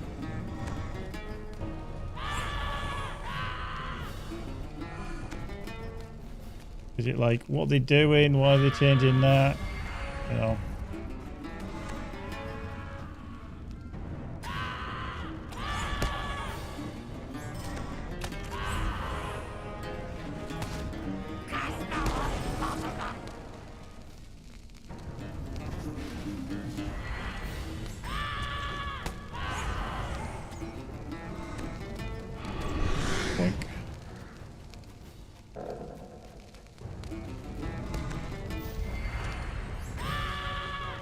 Oh, he's got that one. Doink. Oh, pick it up. Oh, there. Oh, there.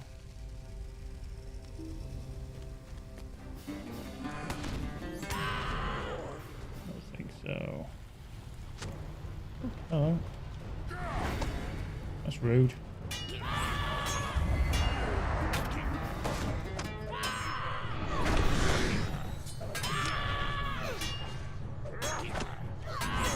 Thank. Oh, first breaker's done. Nice. Eee. Now there is a knockout hole. I think you can get it from around this top end. Nice. Up here. There we go.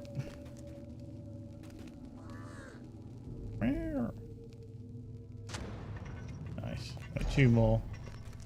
Two more.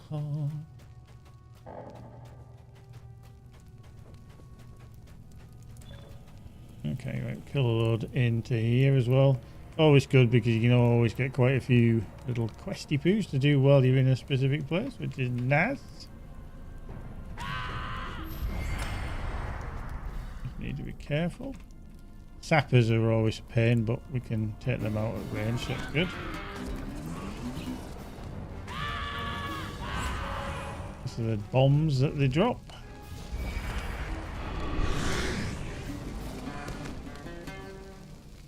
Nice. And are they making, interestingly, have they seen any changes to the Minstrel? Because the Minstrel has always been, I want to say, a little OP for a while. Ben will be like, no, don't go saying things like that. There's nothing wrong with the Minstrel.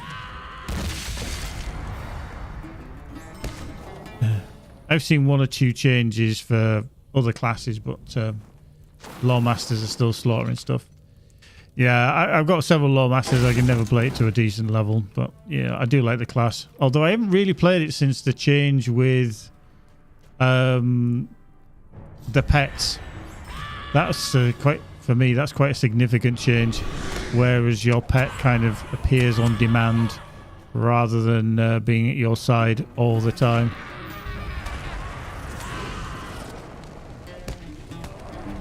Bloom.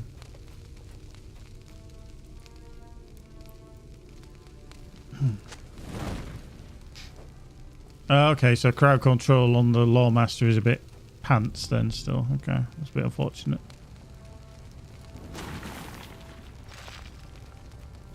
Okay, oh, Christ. I missed that one there.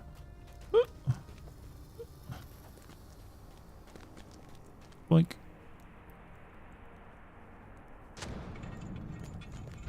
Okay, Sapper, we do need you, so I'm going to kill you there. Yeah. Where's he gone? Oh, he's there. Cool. Marvellous.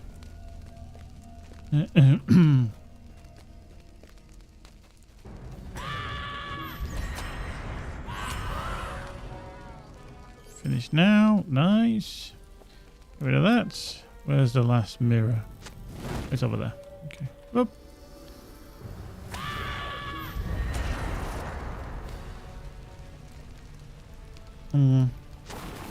Yeah, I'm always intrigued to see how things are going to change with each update patch and stuff like that, because, you know, it does affect not only your characters that you might play, but obviously the composition of a raid or anything, and can be, you know, primarily affected as well. So, I mean, if you're not into raiding, then obviously you won't really give a monkeys, but as Ben says, there's a definite switch towards Bergs being like more powerful in terms of like yellow line crowd control than traditionally what a Lawmaster used to do, you know. Bloody hate defilers. Bloody hate them.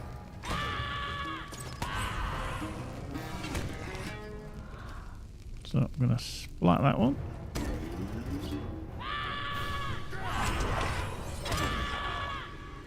And you.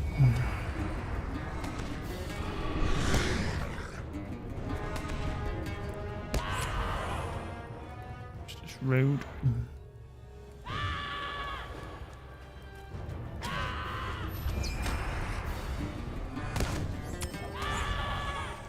Nice. Plowing through. Plowing through.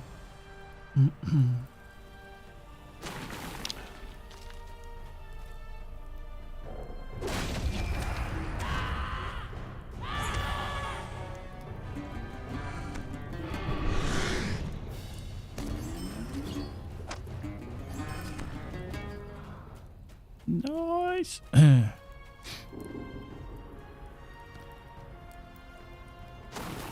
Sapper bombs there. I normally miss at least one of the banners, rather. Like a doofus.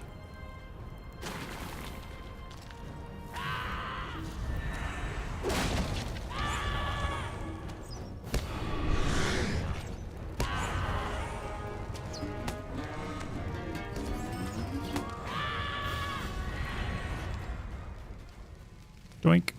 That's the last mirror, I think. Yep. The bomb is the last one. Oh. It's out.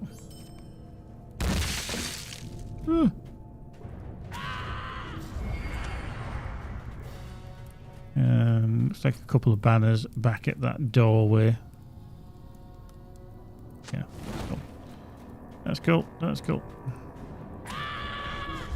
Doink. I'm literally going to take everything out here if I can.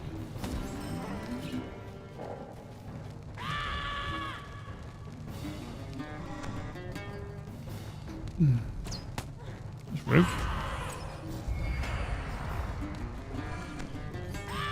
There we go. And Crystal Grim joining us, is it? Okay. There we go. Marvellous. So that was the clear out of Drukala. That's one over here. And then that's a nice little loop-de-loop. Cool. And then, so that's cool. We just need to carry on. Let's have a little run along. Yeah. I think the other thing with this area, because it's indoors and the skybox is literally enclosed, it runs better than some of the other places, especially places that have a kind of an extended skybox out into the far reaches of the world.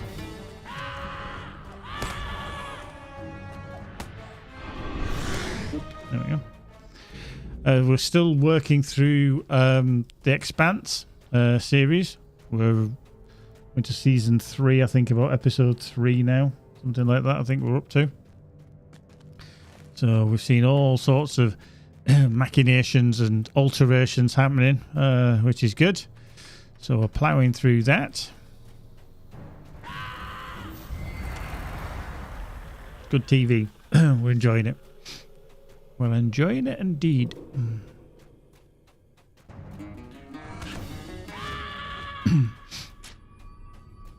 The only character, and I think he's one of the weakest characters, is unfortunately he's actually one of the main characters, James Holden. I'm not dissing the actual actor as such, but he's just... fuck it. Bane. Now it's giving me a pinch of rare Shaganai spice. Fuck's sake. Yeah, I think the actor who plays James Holden, I just think the character, it's almost like... Hey, give him the... He's the young guy, but he's just trying to be this brooding, angry kind of character, and sometimes it's a little bit... I don't know. It's always like, I'm going to do this, going to squint my eyes and be very brooding, and then I'm going to speak in hushed tones, and they kind of overplayed it. It's almost like the director was like, yeah, I really like that, let's do that again. And it's like, can we do something? No, we're just going to keep doing that. So yeah, I'm not a fan of that character, but... I think some of the other characters are really cool.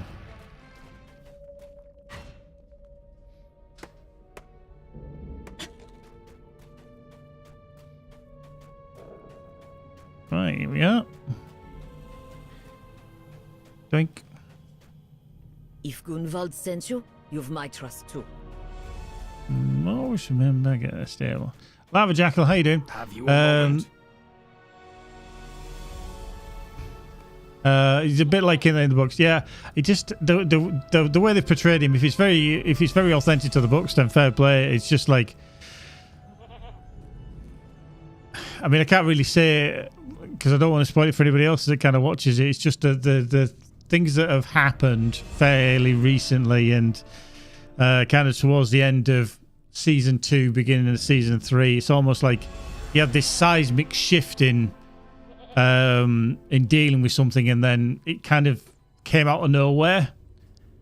It was like, oh, hang on, why Mr. Moody Pants? And then all of a sudden, it, shifts back again. So yeah, let's do that. Den of Puglak. Long live Thorin Stonehelm! Long live Durin Stonehelmson! What news do you bring? What news do you bring? Cool. And then Spall is over here. Let's speak to Spall. Spall! Hail, friend! Oh, that's Glistening Our Groff. need Cool. is dire. Aye? And Omgrim. Have I just got another mail from... Yay! What's he sending me this time? Dagger had armor scraps. Oh, dear. Oh, dear. You really must have some crap in your bags there, Bane. Jesus. Christ. It's a barter item as well. Fuck. Don't need that. We can keep that. We can give that to a scholar in some shape or form.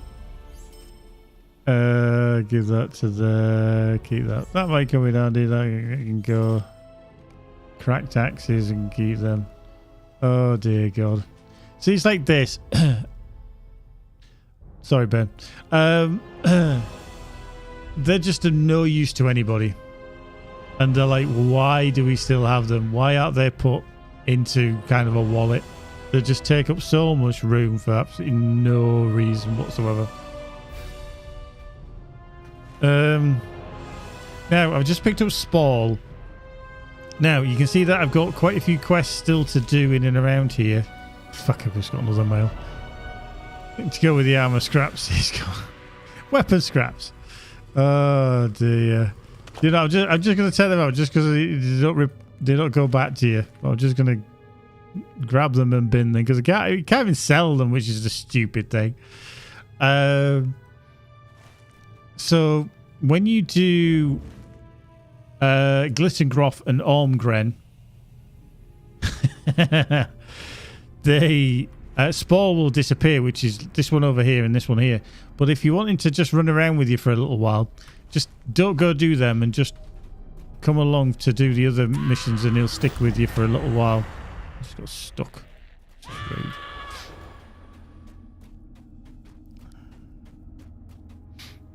So let's go for a little run down here, and then we'll go... What is that other one? Defeat Angmar cultists within the Glooming Town. Well, I think... Yeah, they're along there anyway, so... We might be able to kick that along somewhat. What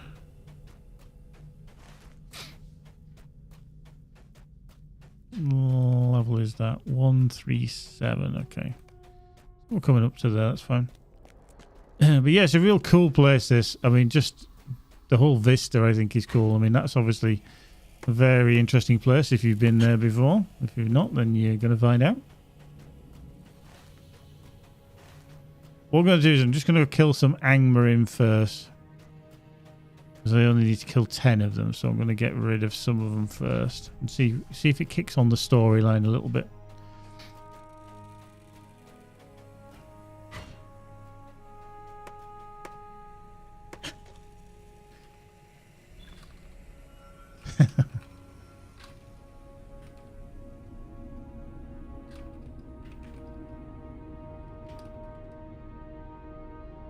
What else has he sent me? Yeah, let's just delete that one because that one's empty. I can use the loaves of nut and berry bread. I'll take them. Yeah, they're going to be good.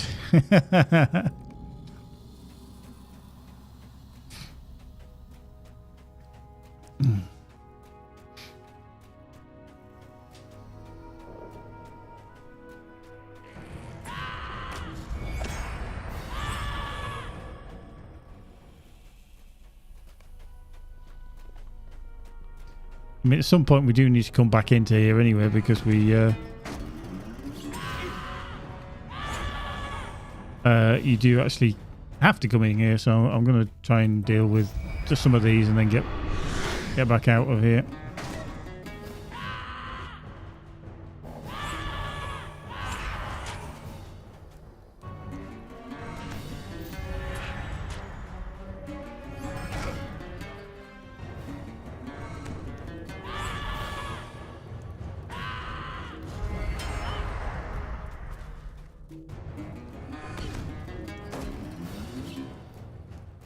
Okay.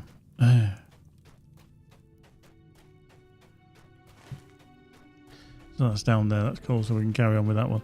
Solasta 2. Yeah, I think I played a little bit of the original Solasta because that was on Game Pass, if I remember correctly. It was okay. It didn't really grab me. Only a little bit. I played a little bit of X4 Foundations yesterday. Bloody hell, has that game changed. With various updates and stuff. I don't know if it's... Let me just check, actually. Let me just check. Check. I'm going to get attacked by that bloody worm, aren't I? Just get rid of him. Let me just check if that is still... Yeah, it is. Okay.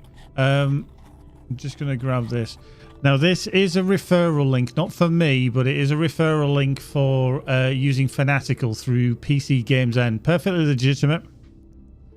But if you do want to grab one of what I consider a good bargain, if you're into kind of X4 games such as Civilization 6, obviously Civilization 7 is what has come out fairly recently, but it's a bit of a dog's breakfast. But the anthology for Civilization 6, which gives you a shit ton of content, is available for like about $10. I think it's £7.23. If you click that link, I don't get any kickback from it, but literally you have to use that link and you'll see the price on there. So if you're interested in that, £7.23 I think it is for UK players. It's a Steam key. Oh fuck, he's just he's sending me a larder full of bloody food here. I love it. He's now sending me, trying to catch me out with a cash on delivery. Love it. You can have that bad boy back. I love it. I think he was hoping I'd fall for that one.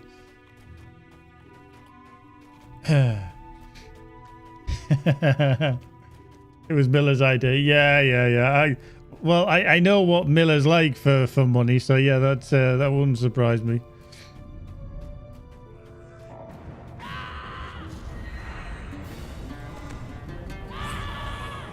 I've only got 139 gold on this character.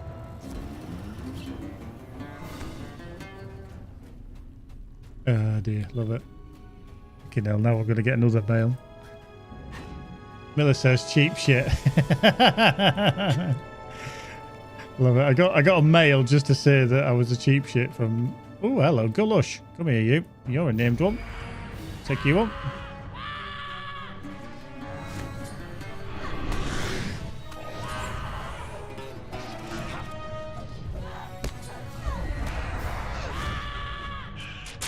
Down.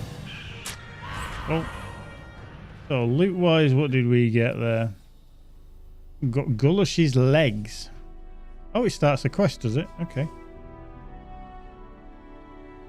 Deliver Gulush's legs to Belga Deft Hand at the Steep Set. I don't ever remember that quest. Well, there you go. My bags are nearly full. Another mail. Another. Okay, now I just now my bags. I think, yeah, I've got about 2 spaces left, so I'm going to struggle here in a bit. If in doubt, send your shit to somebody else if you don't know what to do with it. Love it.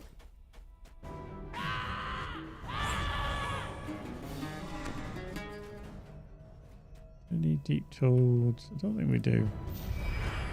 Hello.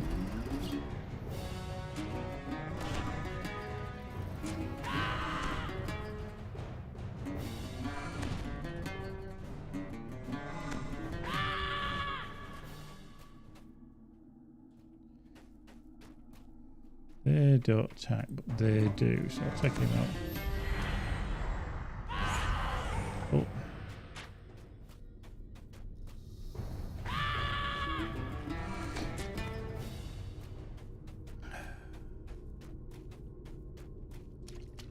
Oh.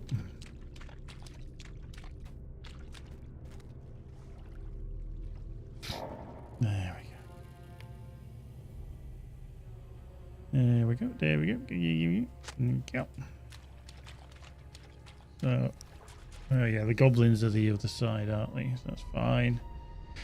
But yeah, I mean, Spall doesn't do a great deal, but you know, you might as well use him while you're running around, because it comes in handy.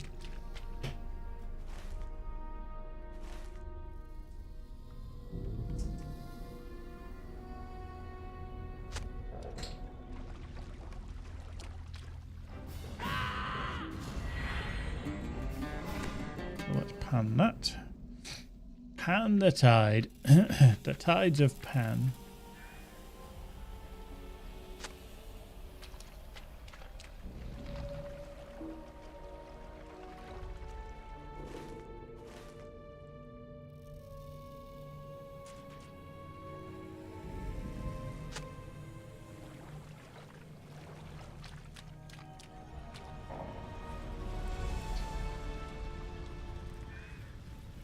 This is the fifth one. The fifth one.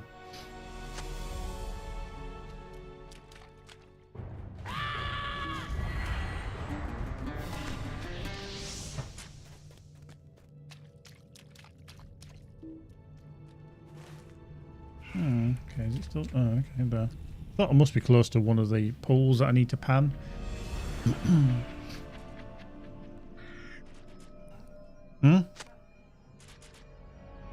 I can't hear it, which is good.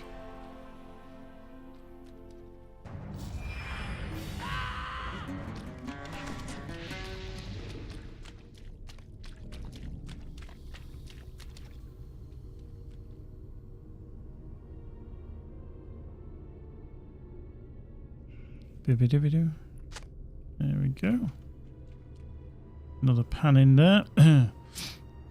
Ben must have run out of stuff because I'm not getting any mails now, so we could be good.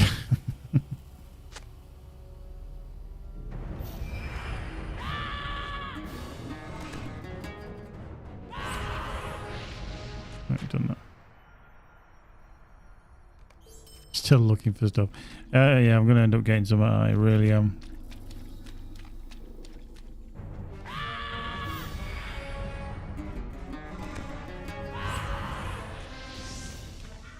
There we go, sifting through. Everybody's gonna start. All of a sudden, it's like, I don't know what to do with this shit. Let's just send it to Gaz's character. Nice. Oh. Hang on, I've missed a lamp. Fuck. Shoot. Which is the lamp I've missed? Oh, it had to be the one furthest away, didn't it? Oh, for flip's sake.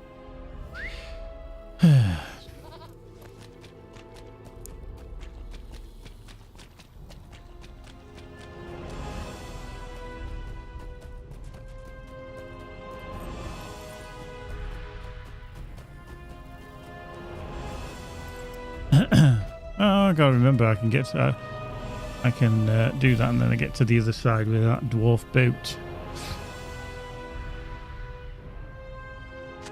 Oh, right now.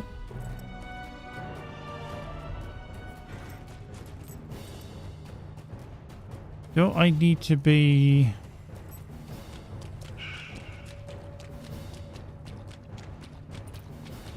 Because once you find this body,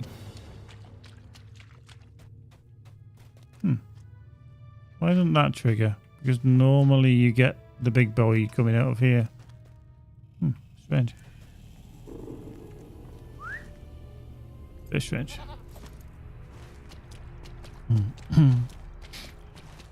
Right, we'll just go back and we'll get that boat across because that's handy. We're close to Ding Dang Doing to 137. Is nice.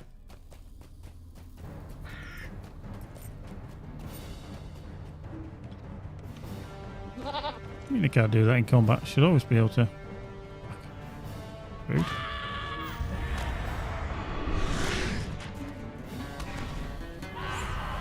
Thank you.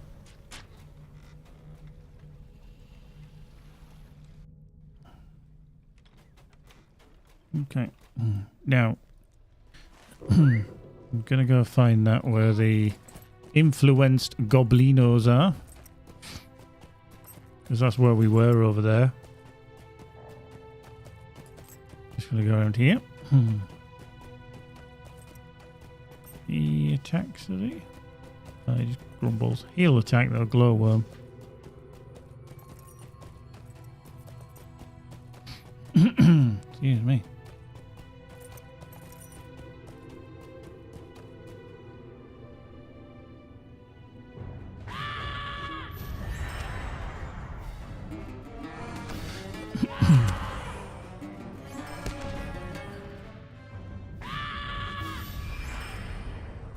Nice.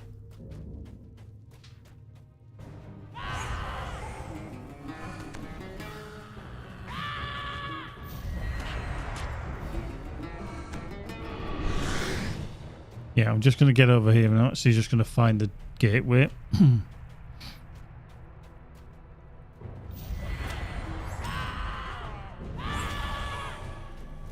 Beer.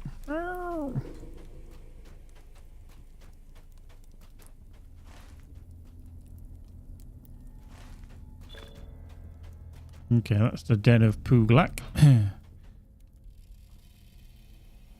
Okay. Now I think we can open that as an instance wherever we want, can't we? Let's just do den. Okay, so I don't actually need to be at it to do it, so that's fine. Well, there's a treasure cache there, so we'll get that. Yeah, that's good.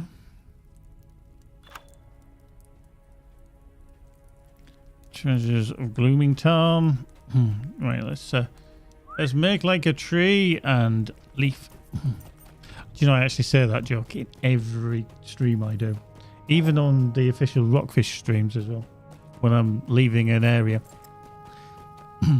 It is the go-to dad joke, that, isn't it? Let's make like a tree and leaf.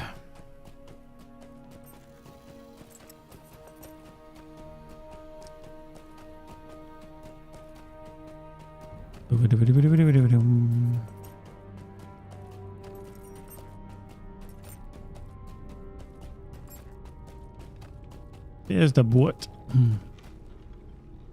Setting off. Let's go back to the other side. And right, we need to go up there, don't we? Yep. Whoop. Yeah. Go away. Leave me alone. And you. Do one. Bagger off.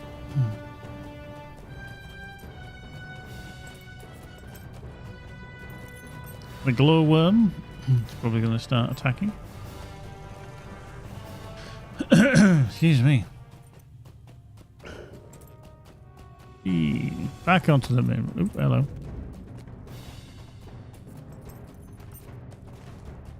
Boom, bum, bum, bum. Dump.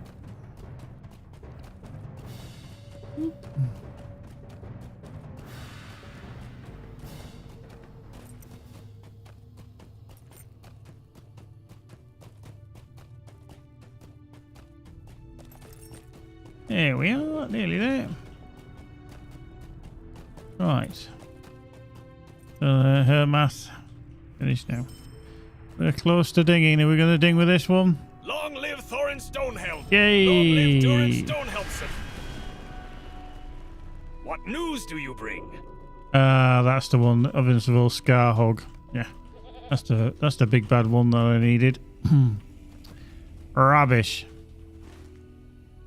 Which is back down there. Scarhog. Dick. Right, let's go do that one, shall we?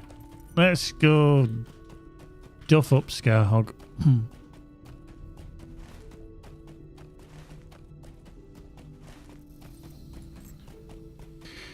Could duff him up. We could then... in fact, we'll just carry on and hand into Slagvy further along. Get some more. some more wood. More wood. Actually, let's just see. Do we... Oh, we've got a point to spend. Bane, you'll have to send me your most recent kind of build again for DPS and healing. Although healing, I'm just going to be kind of DPSing on this one. Because I'll just work towards it, because at 137 I'm not far off cap, obviously. So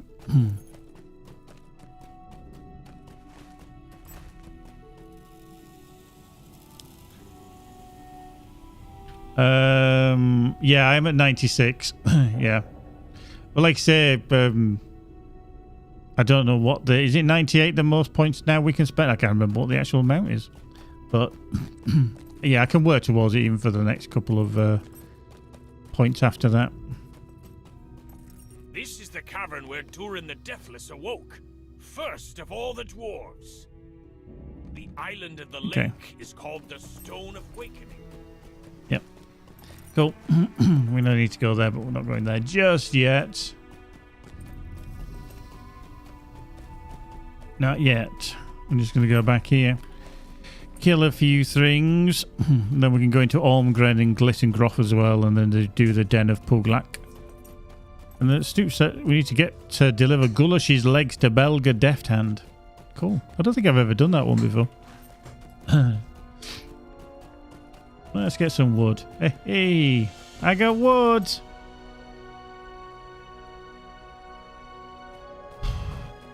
Possibly not. I've been a little bit kind of lacking in anthems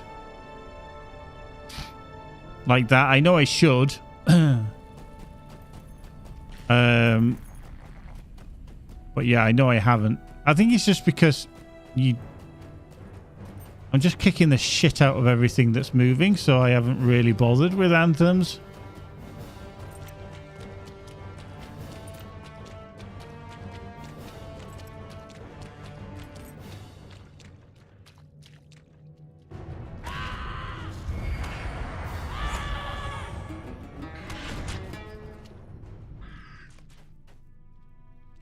There we go, examining, wait for him to appear. There's Scarhog now.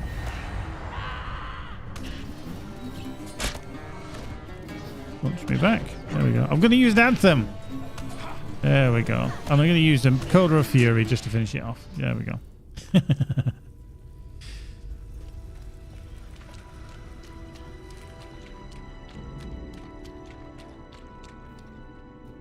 But what I'll do is I'll come back out of here.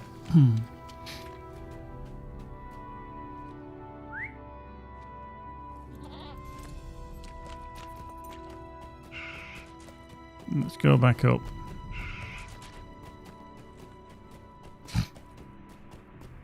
And then we'll kind of be in the right place. All about the place. No trouble.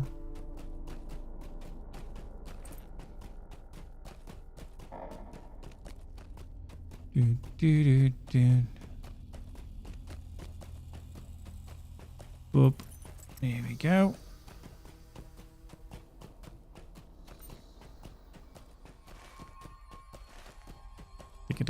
Tick. Cool. Yeah, I've seen it pop up. Cheers, Ben. I shall have a look. See if I need to respec. Doink. Right, let's speak to Orty. Long live Thorin Stonehelm! Long live Durin Stonehelmson! Right, where is my camp set to? Bagstead. Okay. Interesting. Right, let's have a look at. Let's have a look. Oop, hello. Don't want that be. Don't want that be. Right, let's have a look.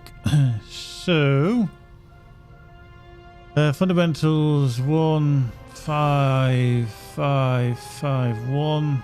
1 of 3, 2 of 2, 5, 1, 5. You've gone 3 of 3 there, none of 6 there. 1, 3, 1, 1. So the only thing I don't have on that one is there. You've gone 5 of 5. Ooh, so you've gone change of pace. Okay. Which is a 5 of 5. So yeah, I would need to respec there. So there's a 5 of 5, 5 of 5. Tactical mastery. Word spreads. Yeah, I haven't used that one. Gift of the Hammer Hand, extended anthems. 5 of 5. I've gone Handle of the Free Peoples is 1 of 3.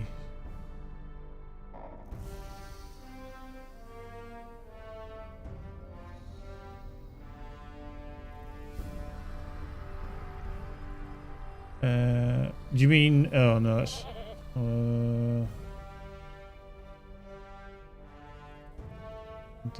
Tails. That's more great bonus. Use tiny tears up. Okay. So and then you haven't used Call of Greatness either.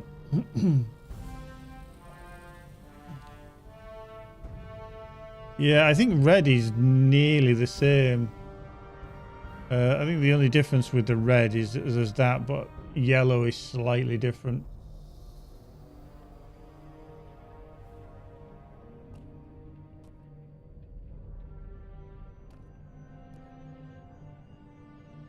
Okay.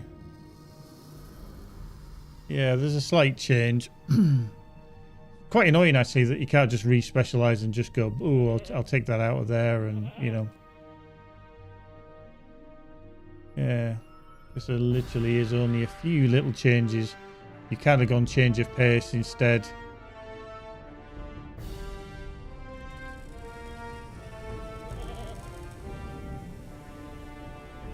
Yeah.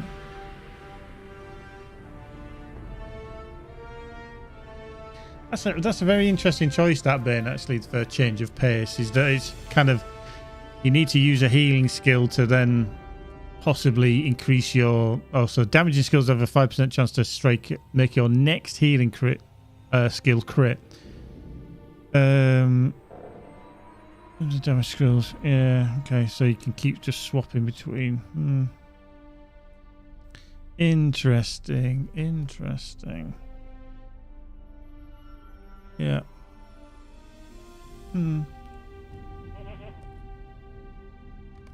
Cool.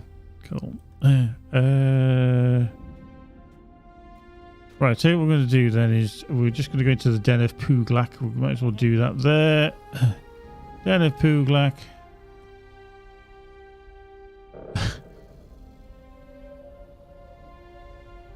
Well, we'll do it on level, tier 1. That's fine. Tier 1. Solo. Den of Puglak is probably one of the most weirdest places in the whole of... the realm of the deepest of the deep toads.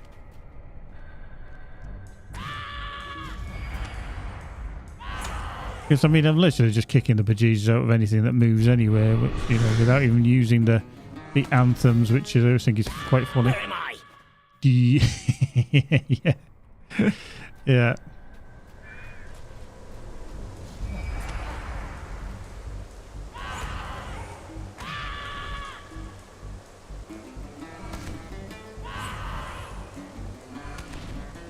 Here's an anthem.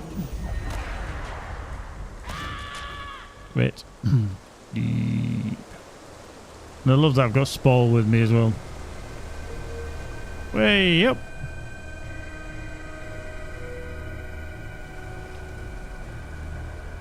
Yeah, well, where are you, you big... Oh, you there? He's raging.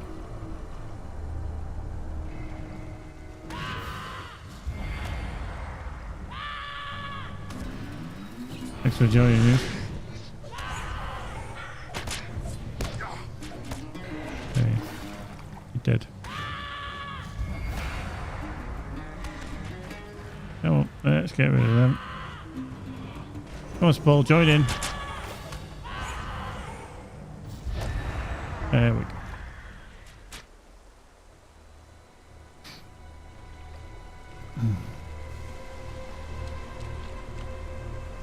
Doopy-doopy-doopy-doopy-doo. Deep Toad. Wow. I got knocked backwards and then shot forwards. Interesting. Like it.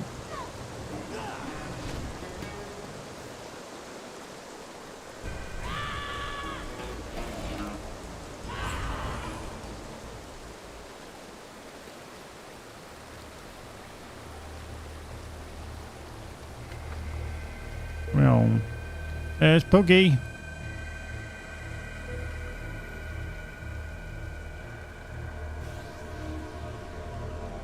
Right, come on.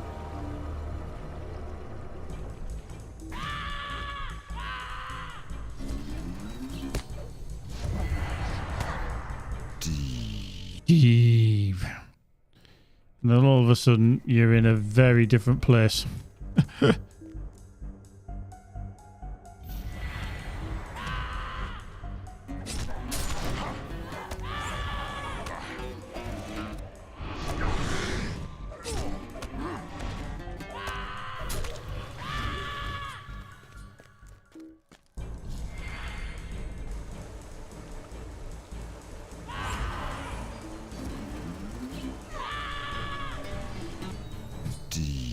Deep.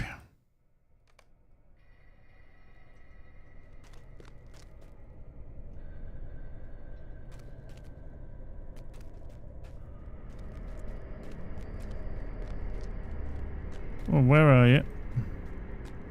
There we go. Oh, hello. Orange candle.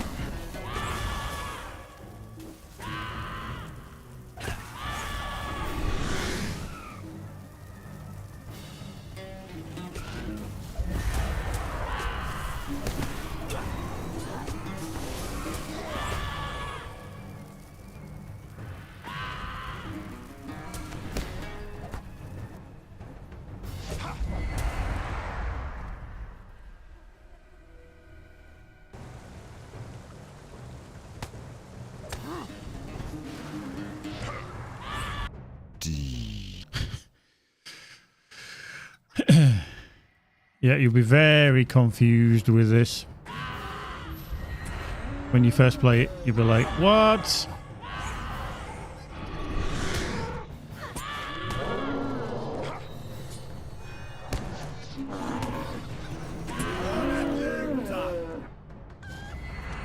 What have you done?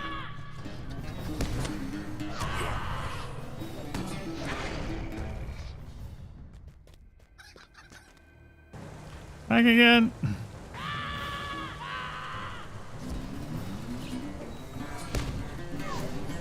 Dead.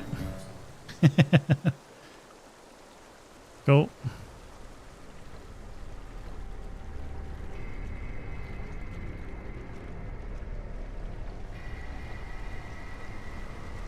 I wonder how many people actually forget to come and get the chest.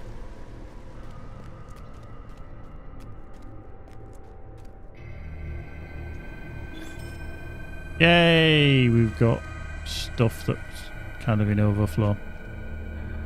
Okay, leave instance. Let's get out of here!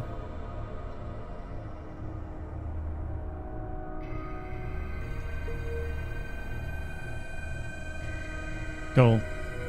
I see Bane's new variant of his build. Which is good. Doink. Get rid of that. I could speak to Orty.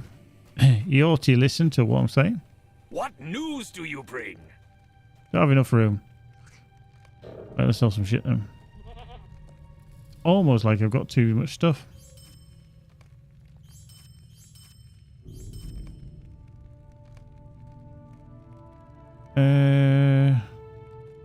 More will, higher crit, less vitality.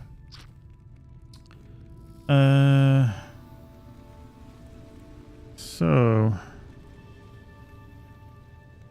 slightly better. I don't know whether to bother with that, because I'd lose 50 vitality if I enabled it. Not too sure. Gundabad will be ours once more. I just don't know.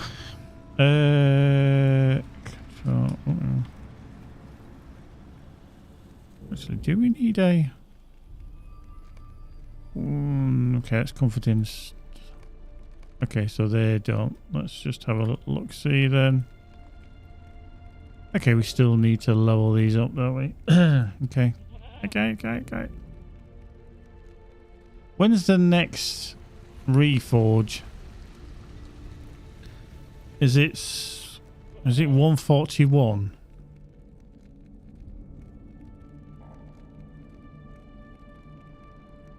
because that's like 4 levels for me, so I could probably do with throwing things in. Yeah. Yeah. Hey, Melon. Good evening, good afternoon, good morning.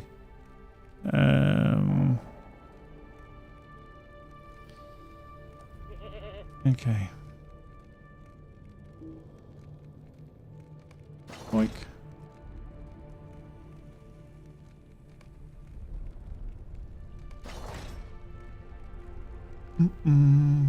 Ba-da-bum, ba-dum, bum, bum, bum. I'll give it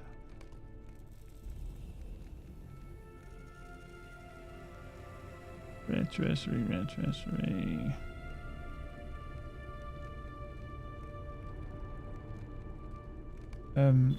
Have a large glass of mix too.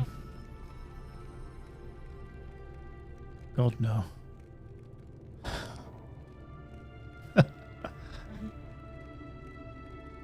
What?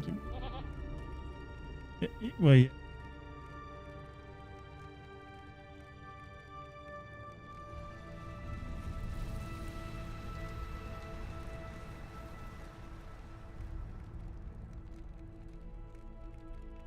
I'll get into everything. Right, let's ramp that up to there. Give them all that. Push, bash, bosh. There we go. So much stuff. So much stuff. Email. Okay, now even Milithair's in on the act now. A level 45. How the hell has he found a gold necklace of determination? I want to know that. Where's he picked that up from? I mean, what low level character did he get that from? I mean, minimum level 45, for God's sake.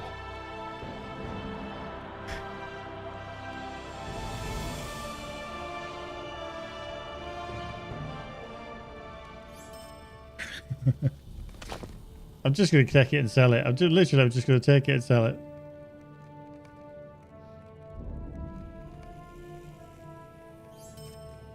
Yeah. Do I bother with an essence for that in the Puglax cap?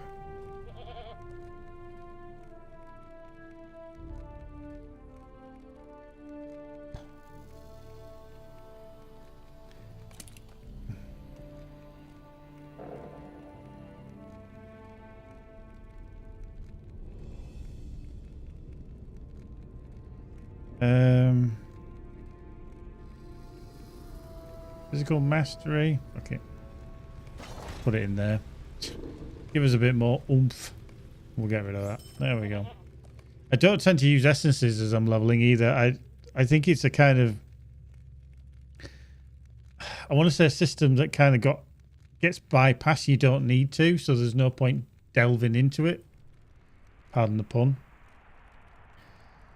Because I think you can do so much without it that you don't need to bother. Right, steep set. Where is Devil Master? Durin's folk shall endure, as we always have. Is it here? Is it in Assad? See.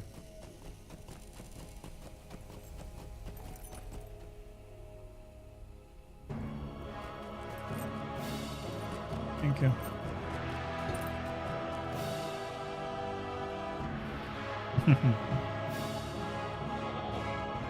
Oh, that the gambit in the bit trouble. There we go. Oh, it's the taxidermist. At your service and your families. Oh, and that's a deed. Oh wow. So, claim a trophy from Kuz's Cub, Gerlazg, Kanakag, Gulush we've done, Skirzug, Forsting, and Scala. Okay. Well, that gives you 3,000 virtue, but that's, to me, is a bit of a runaround for doing that, so I'm not going to be doing that anytime soon. Yes? Yes. Right. Not the Cloven Gap. Blooming Town. Watcher's Roost. Let's head back there. Boop.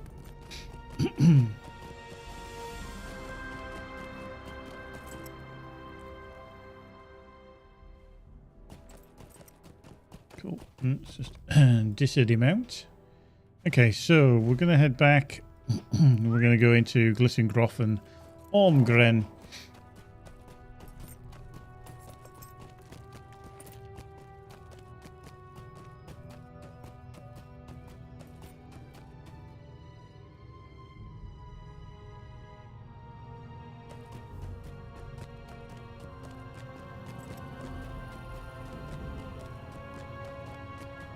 Let's head down here. Over on this right hand side.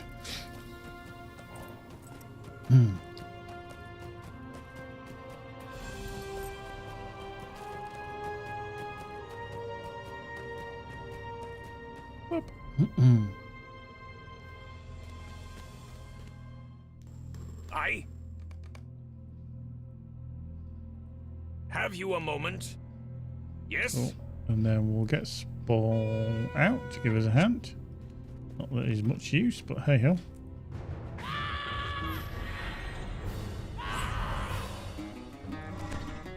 Oh. Have you a moment?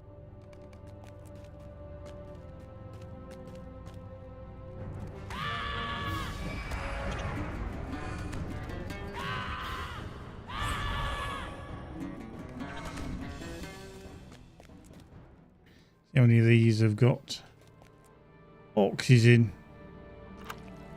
Oh, he's got a long beard, that's cool.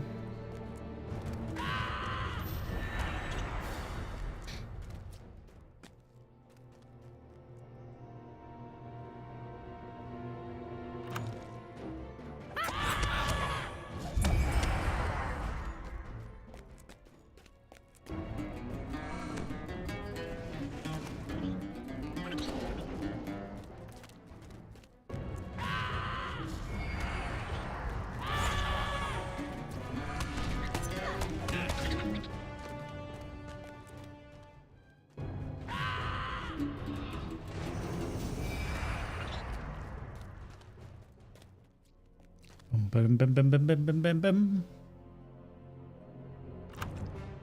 How's my bags looking? Full. Funnily enough, full.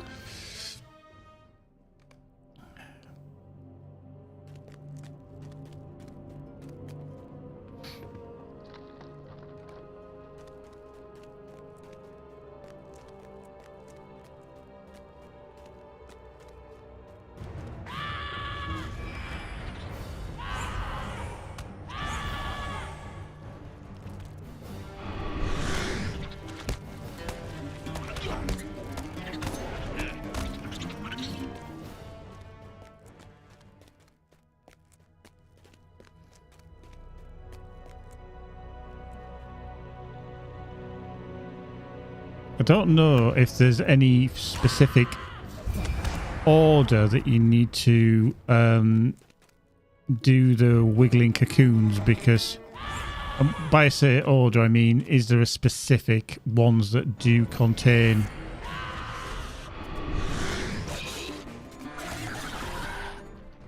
only orcs or only dwarves?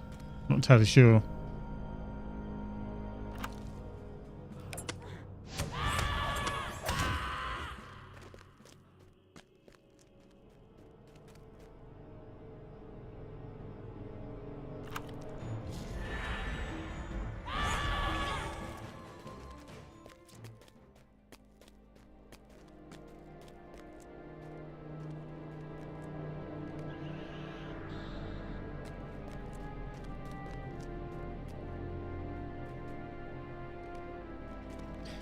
Okay, 4 of 12, 4 of 12.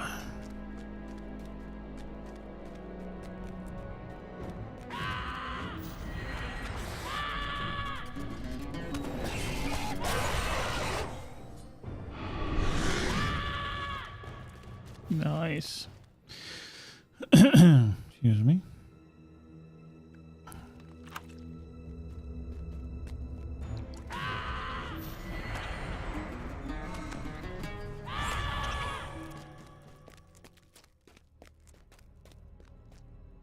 Do do do do do do do.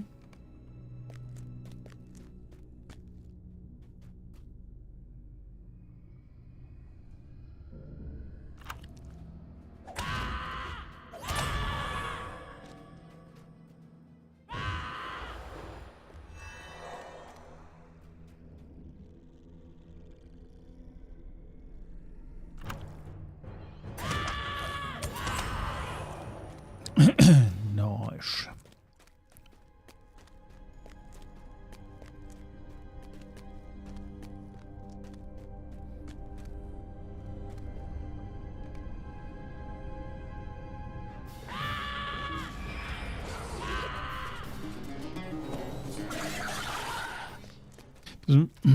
Does make me laugh that you can kill something like one of those spider queens before you can even get up like a greater anthem or anything like that.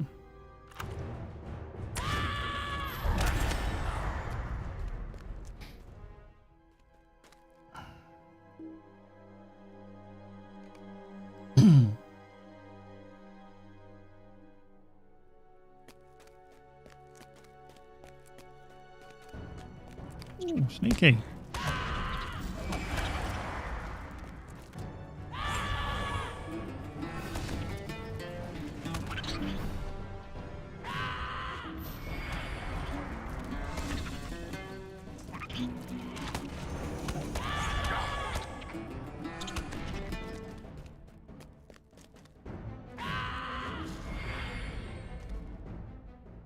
So I'd do that while I had the greater anthem.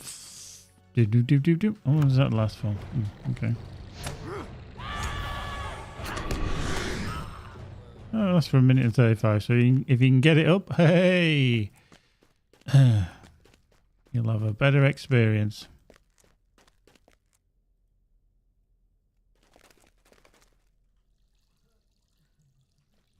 Indeed.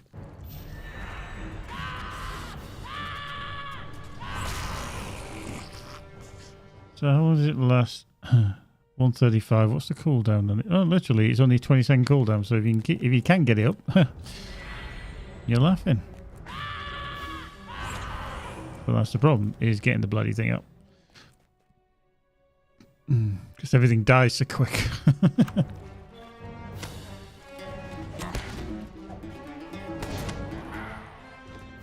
Like that. Rubbish.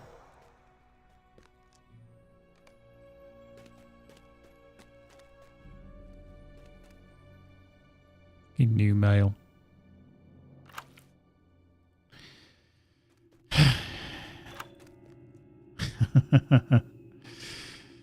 Ah, dear. Now Bork is sending me stupid shit as well. Oh shit. Did I just get a new... Oh, okay. Boop. Just get a new... I mean, I don't mind. I just keep grabbing all the stuff, and then anything I don't want, I just sell. Boop. Gives me a bit of credit, a few more bits of money, more money. Hello, rocking along.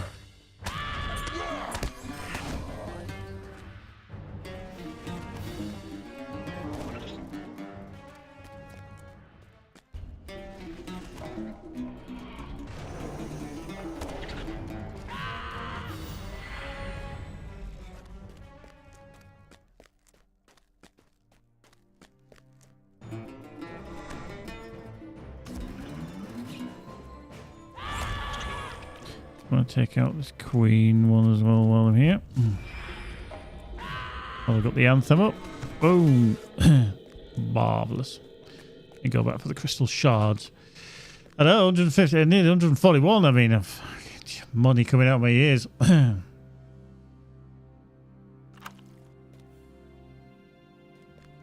Right, 5 of 8. Okay.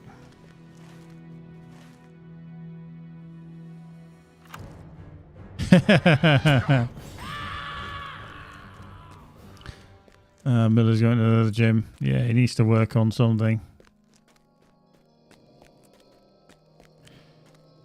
Not just his physique, but his attitude.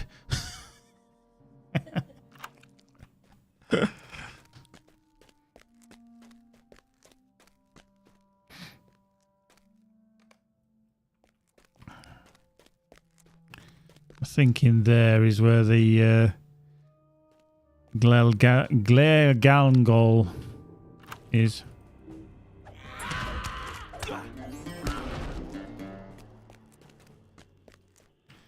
Yeah, I think it's just a case of as long as I've got everything, I can transfer it, and I've got room, then I'll be fine. Yes. Okay, right. Let's see if we can get this rocking and rolling. Go. Right, Glergalngol. Incoming! There you go. Screw you. Little shit. Big shit. Right, which one of these then is going to give us a long beard? Which one is it? Ben, out of interest, how many characters do you actually have?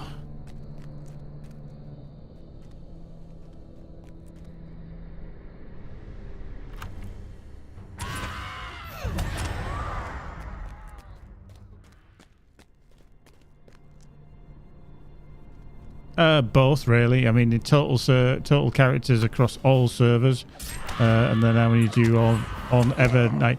In fact, I suppose the pertinent question is how many are you going to move to Orcrist? Because I can imagine there's going to be a few. 45. Okay.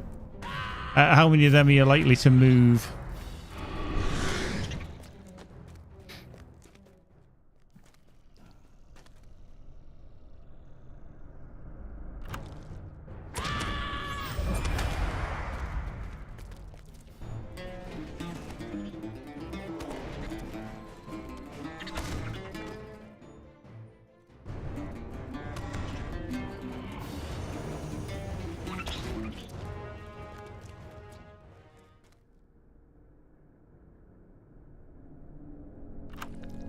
There we go, that's all of them. I mean, my plan is just to move all of mine off. Hello. Off Evernight apart from one. Which is I'm just going to keep stay put anyway.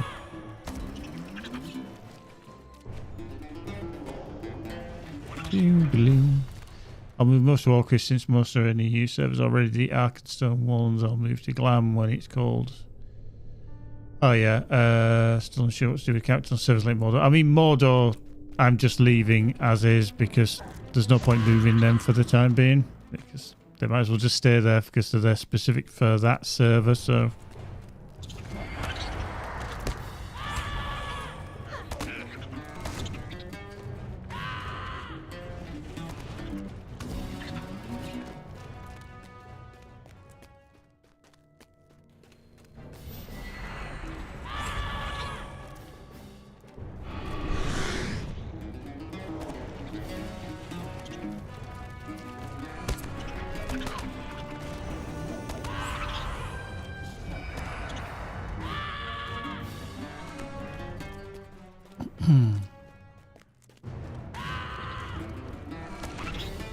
Oh, give them a good slap there. Nice, nice. Yes? Cool, done. Have you a moment? Done. Right, everything's done then. Right, out we go. Out we go. Now we need to go across the water. Do. Up.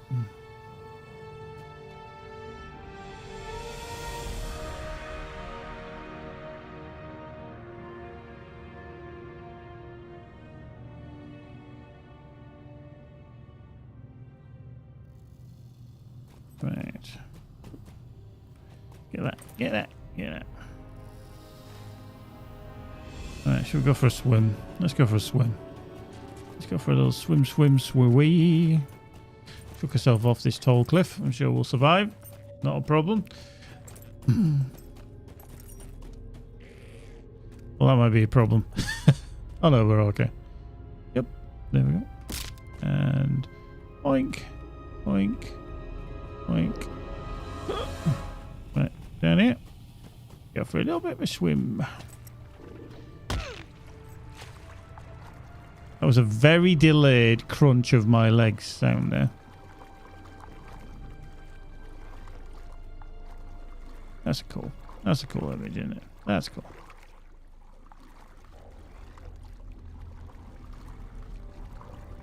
Impressivo.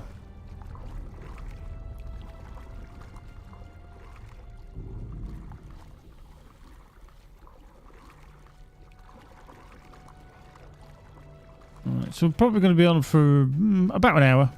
Just shy of an hour, because then we've got to go watch some football and have some food. Something anyway. I'll be glad when I can finally eat properly again. Eat some food. Durin's folk shall endure, as we always have. Yes? Our need is There dire. we go. Right.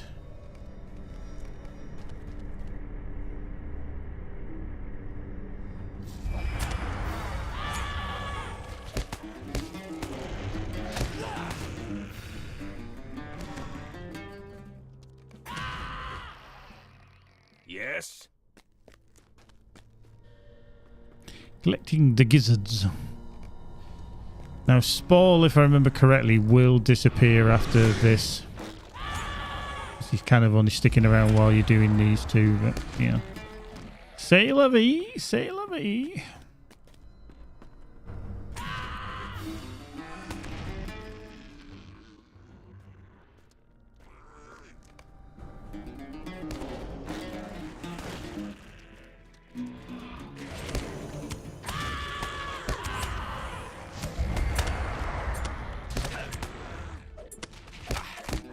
Food. Oop.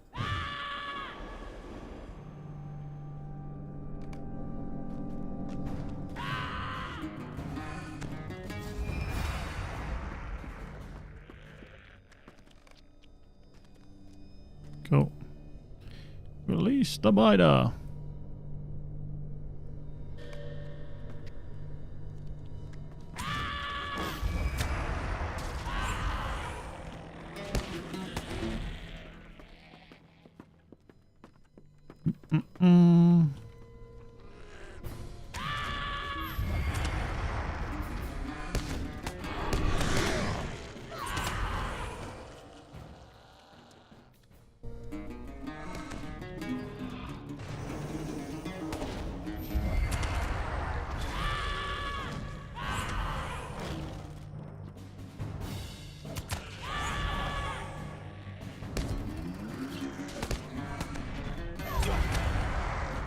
Okay, finish that one. Go.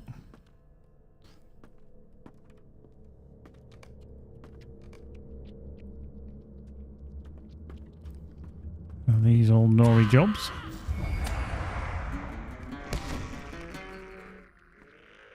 Beads.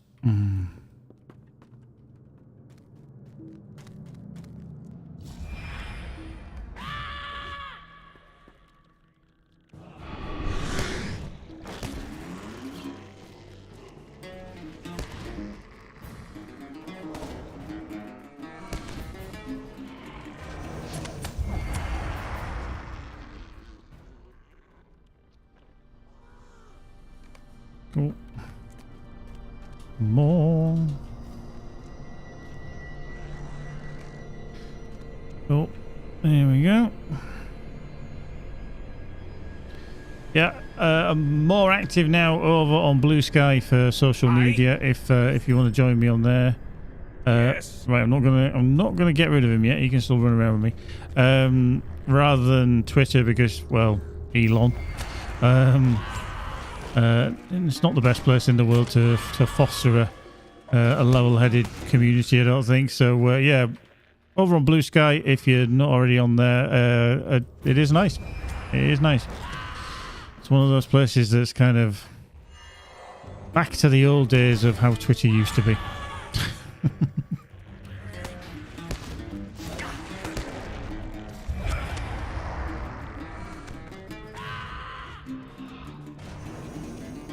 Wow, didn't even get a hit on me. Didn't even get a hit on me. Okay, so we just need to unsnare the miners, don't we? And that's it. Are these going to attack? No, we're okay. Another miner.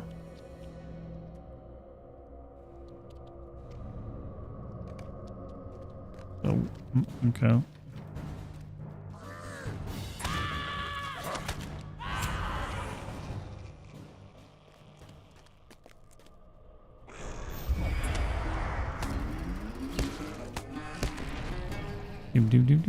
Hello.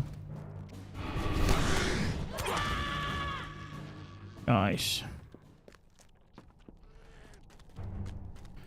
Okay, you're coming.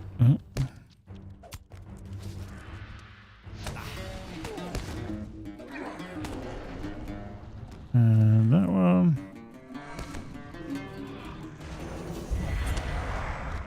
Other rare Gundabad chest.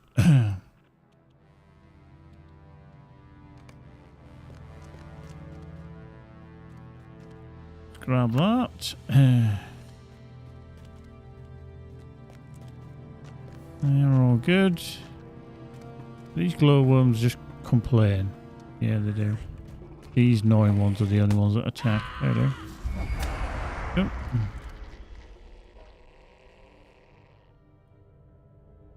Nice. 3 more. Oh, hello, we've got pulled too.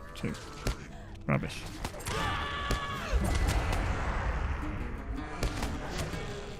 There we go.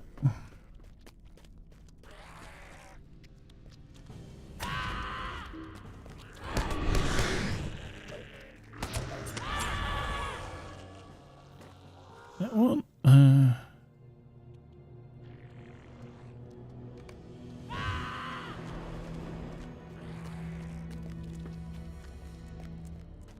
Okay, none round there. That's cool.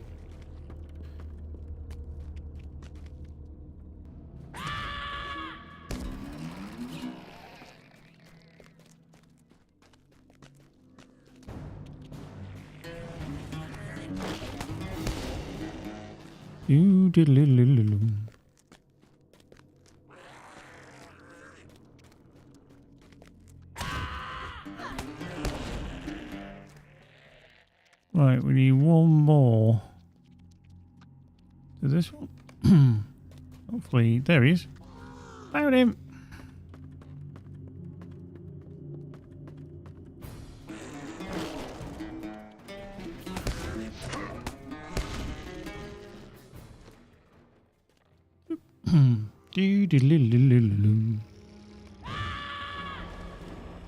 So we can run past him. Run past him. Come along. Down here. Wormlets. We speak to LOTRO, Lord of the Earth. Durin's folk shall endure, as we always have. Our need is dire. Cool. So that's given us a reputation change, which is nice. We've had a D complete, which is travel discount. Kindred to the Reclaimers. Nice. So we've kind of finished that. So we're now kin to the Reclaimers and then D bestowed. Oh, respected, eh? Have you And a then, moment? yeah, we can get rid of that as well. Yay! Well, let's get on. Oh, actually, we need to get across the water, don't we? Rubbish. Okay. If we go up along here and then pick up the boat, that'll be quicker because we need to kind of go up that way back to the camp. So we need the boat, which is moored here. Boat. We go. How's the bags looking? Okay, I just don't want to open up that Rare Gundabad treasure chest yet, because that means there's more stuff's going to go into my bags, and that's not what I want. No, because as soon as I open it, some little person called Minibane is going to send me more stuff that I can't actually accept. So that would be a no.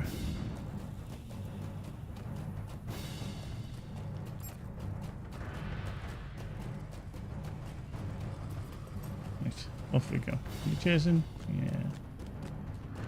Lose you lose. Right, can we sell festering filth? Don't need. There we go. Nice. 142, nearly 143 gold. You get a lot of shit in this place. Just sell it all. Get gone. Get rid. Throw it away. Okay. Oh, the thoroughfare meets ball has to get lumen. Okay, that's fine.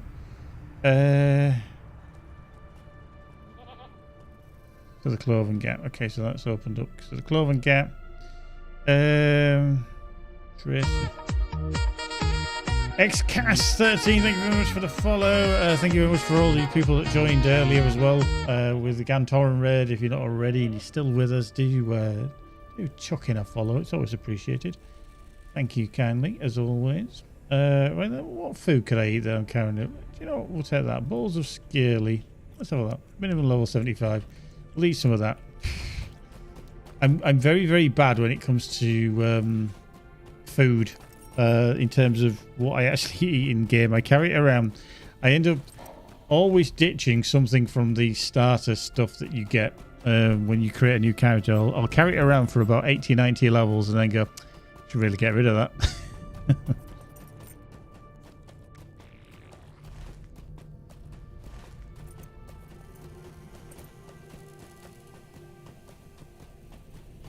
And I even should really grab these as well, shouldn't I? Basics. Incomparables. Nice. That's kind of taking up a bit of room. Let's just see where we're at with... Oh boy. This character is so poor when it comes to deeds for virtues. But, as I said before, she's one of my oldest characters and had to do the deeds the old way.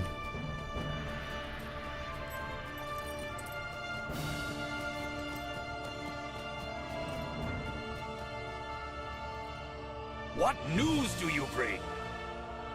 At your service and your families. Yes.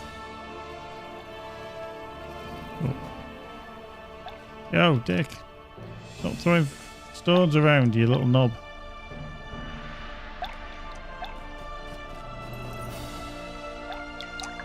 Let's tell you what happened when we went to the dark pool outside the gates of Moria. You wouldn't want to be there when that happened. No, sorry, Bob. So just behave yourself. Otherwise, you and me will be having words. I'll be throwing you in. They're on the other side. They are, aren't they? Right, anyway. Let's go kill some stuff.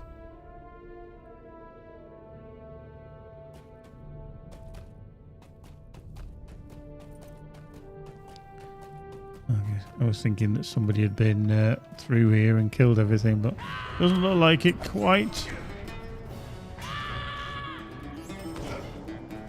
Not that it matters.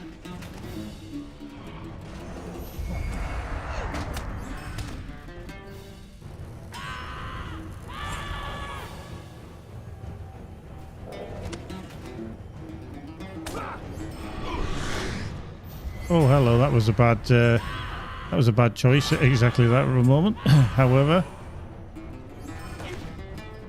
I think that's not what I wanted to hit either.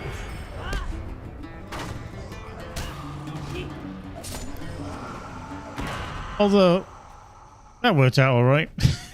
Just literally obliterated most of the camp. So let them ever tell you that minstrels currently are not overpowered.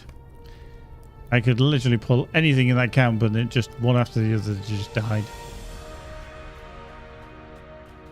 Might send an email to my mate Cord at SSG and just say, you really need to rein in their minstrels. Bane will be like, don't you goddamn well dare.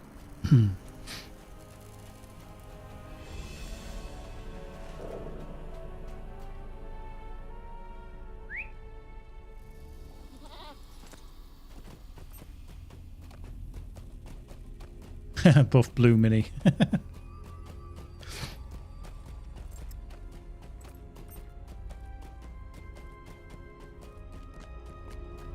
I'd be interested to see actually, because they always talked about kind of bringing some of the classes into alignment. Obviously, in the case of Minstrel, yeah, we've got red, we've got blue, we've got yellow. You know, so obviously red DPS with a bit of yellow to complement, and then you're looking at the blue for the healing. They were thinking, weren't they, of kind of some of the classes taking them down the route of like I think was it the Beyonding that first introduced it, where you had like kind of red and blue and yellow was the additional trait line rather than a specific trait line of itself. So I wonder if they're actually going to do that and kind of streamline the whole.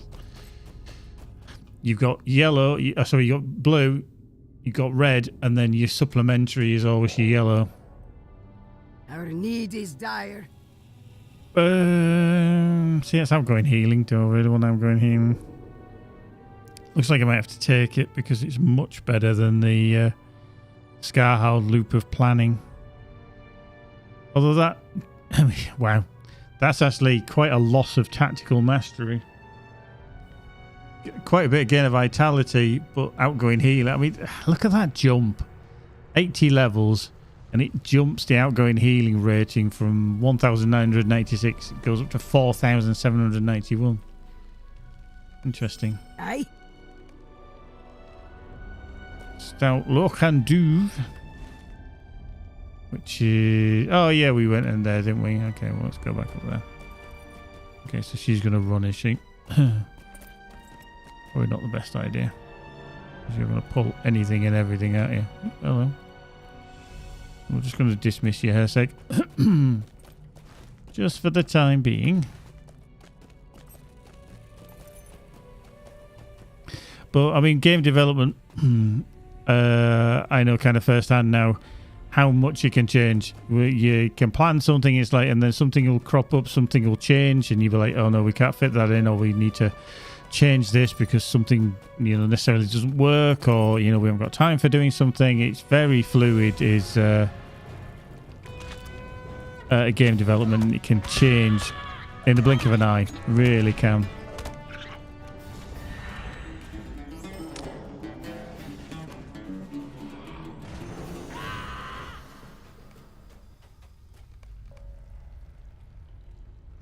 At your service and your fast.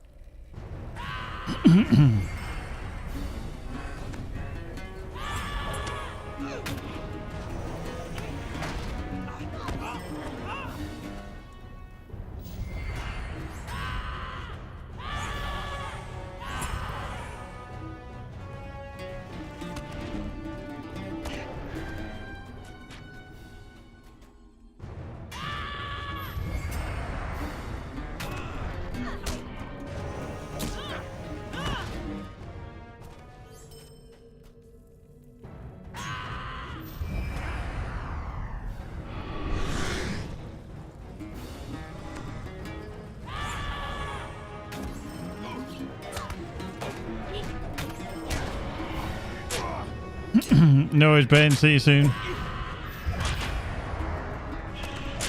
Thanks for all the shit.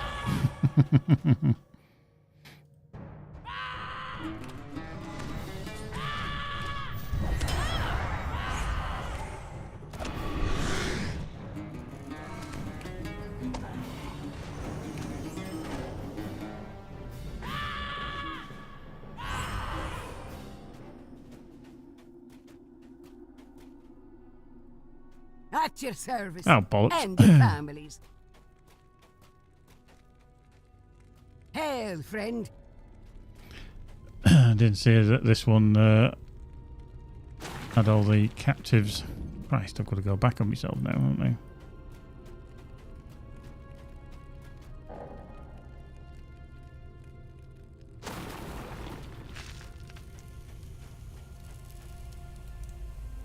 I wondered why this hadn't kicked off. Because I thought, I'm sure I'm supposed to release it, it'll crash. Obviously, I was, but I hadn't activated the quest with Herseg. Oops.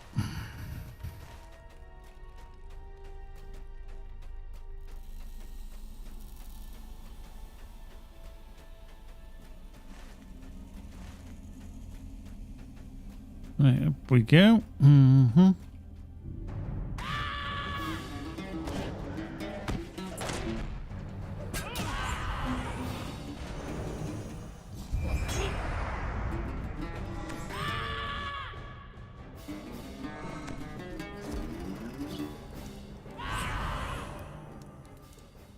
Oop.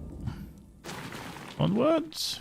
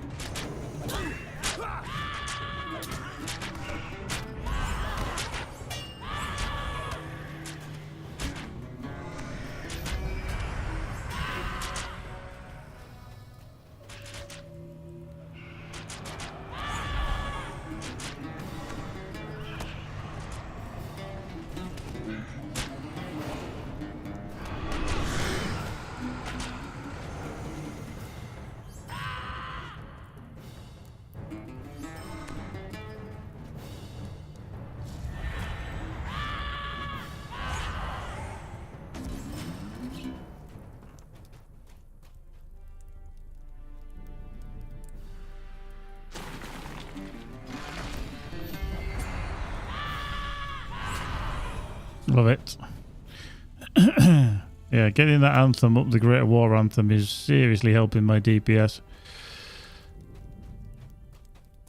Which is good.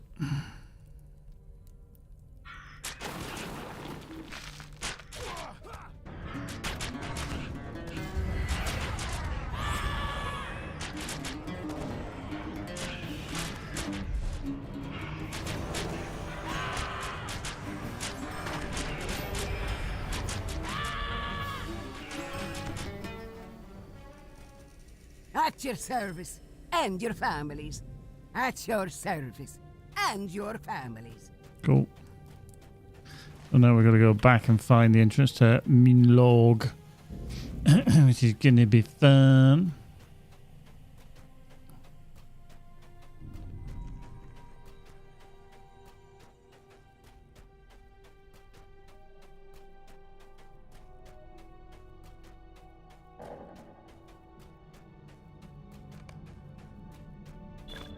There we go. Completed a deed. Invaders of the Dark Lake, so we found all them. Farms and Virtue. That kicked us through nicely. Got to Herseg. Friend.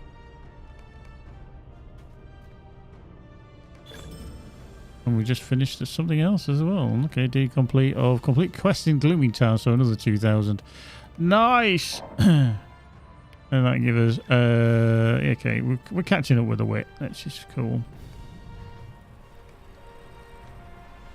Travel now. Within the deepest reaches of Gloomington, the Angmarim of the Iron Crown have unwittingly discovered a long-forgotten passage rumored to lead to the first house of Durin the Deathless.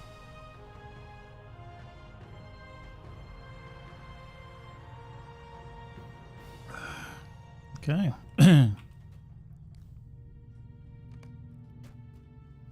Durin's folk shall endure, as we always have.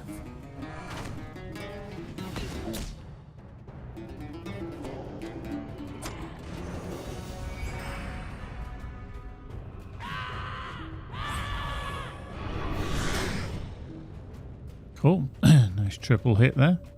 Wow, don't know what's going on with the map in here, in the mini map in the top right hand corner. It's almost like it's done a... It looks like a reverse of what it should do.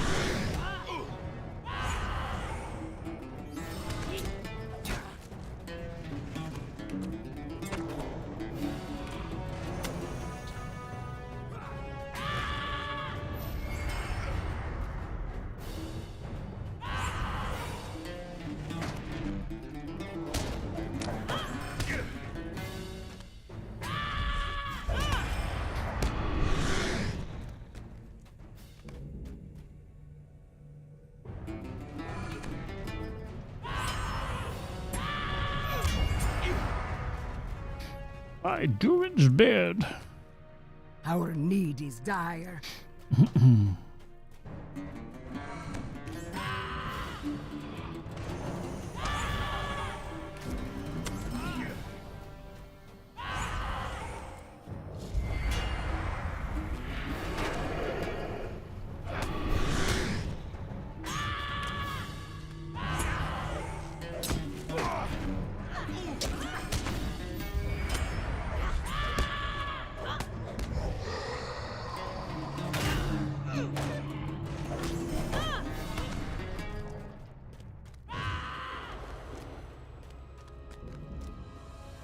Thrastan, what's going on?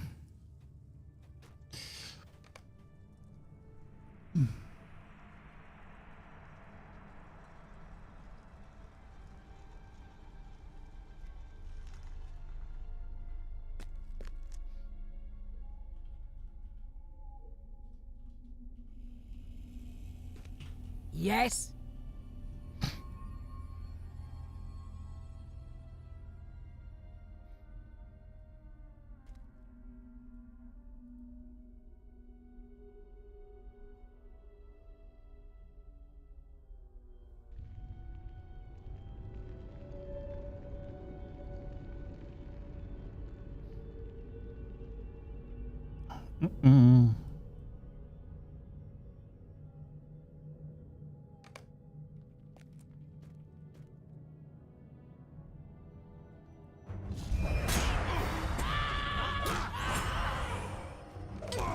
Done. Boom.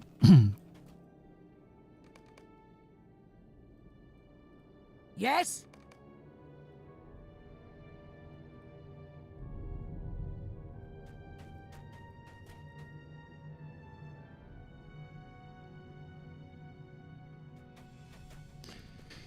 Yeah, let's see if we can get out, shall we? Do you think we'll get out? Uh-oh. There may be trouble ahead.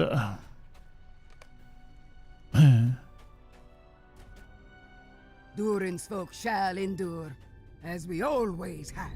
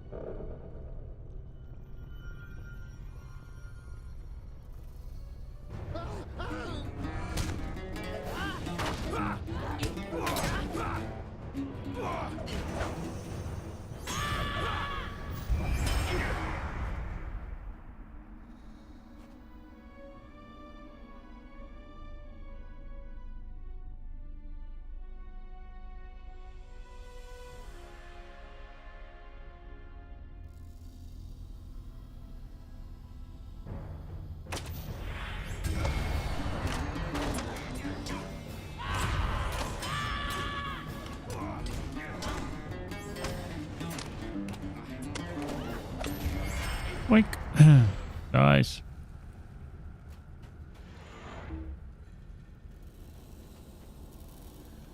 Boink. Lovely.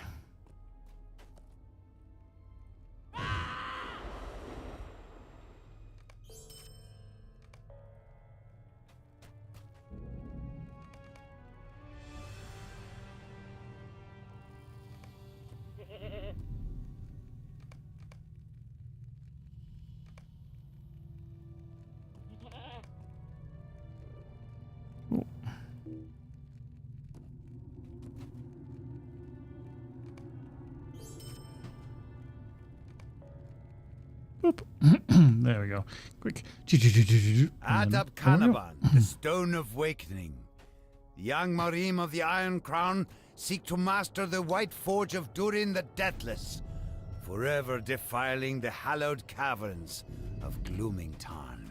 Have you a moment?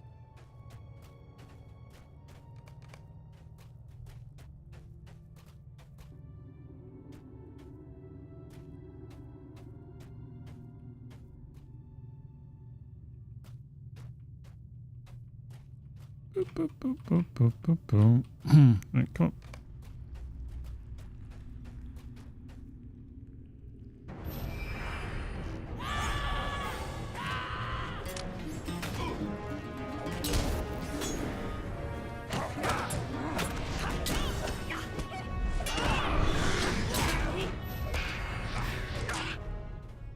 Crap! Got too much stuff in my bag.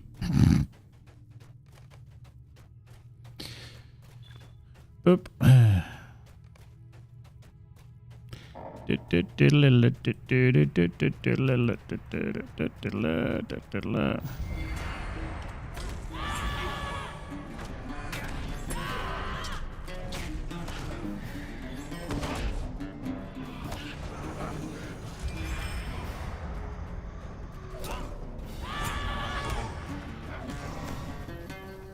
Boo-boo-doo-boo-doo-boo-doo-boo.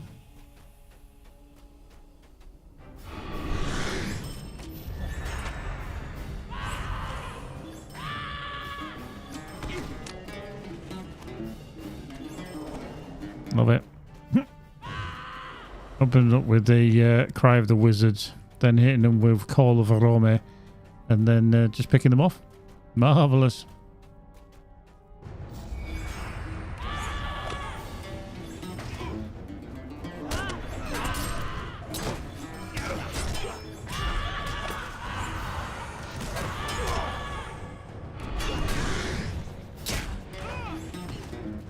Nice.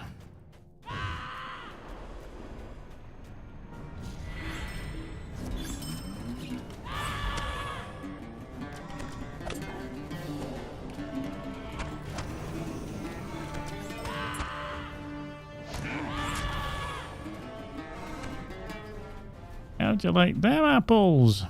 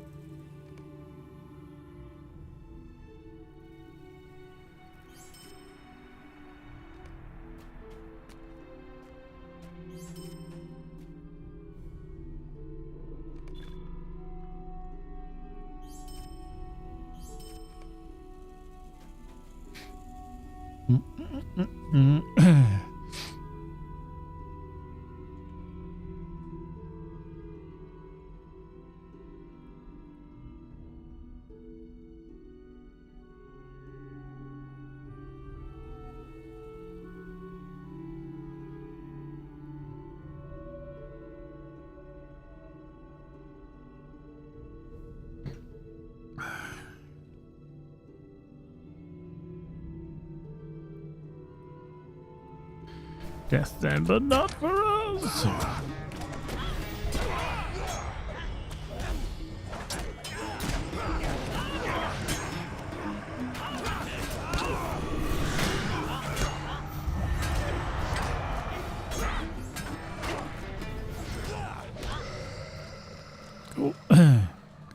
Zoop, zoop, zoop.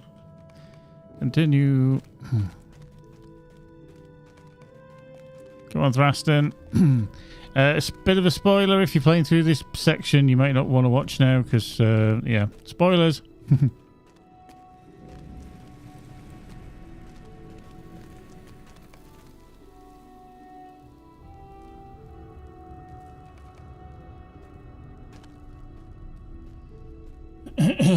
You don't want to have some spoilers, do you?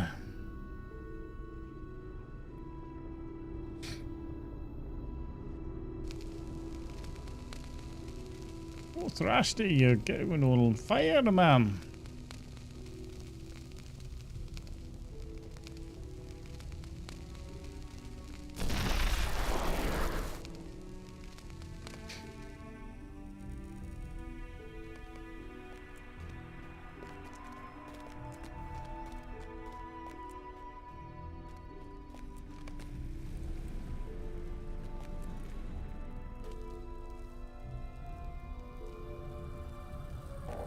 See what he looks like.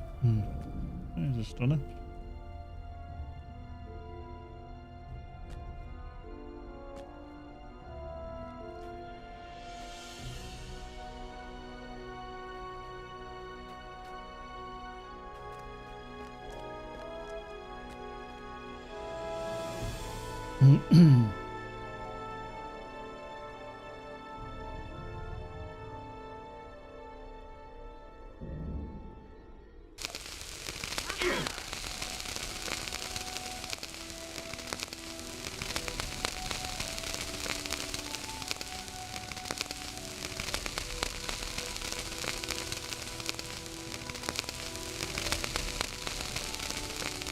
Oops.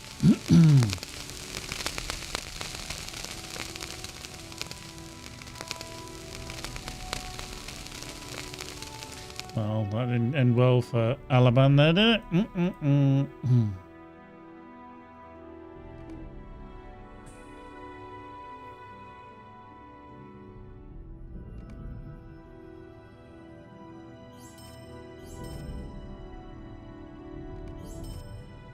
I do, Romans. I like the hat too. Serves a good purpose. Always serves a good... interesting. So that one's slightly more armor, a lot less will, more vitality, lose tactical map. I don't think I'm going to use that. I don't think I'm going to use them. Don't think we will. Do need to sort my bags out though. Jesus, ridiculous. There's Seg. I... What news do you bring?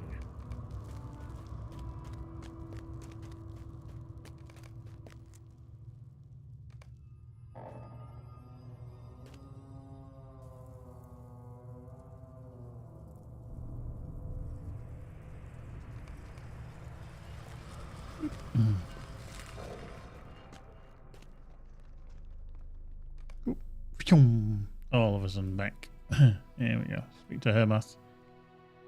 Can I have them? Ugh. Still got more shit that I don't know what to do with. God damn it. Do need to get rid of some stuff. I don't know why I've got 2 lots of that, but there you go. We'll basically need to ditch some stuff. Why? Need to ditch some stuff. Use.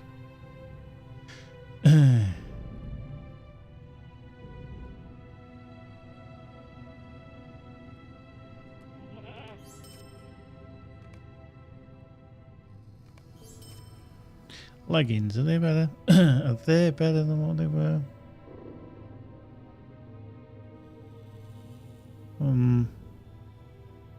Okay, they're alright. Physical mitt, slightly more armor, a lot less will.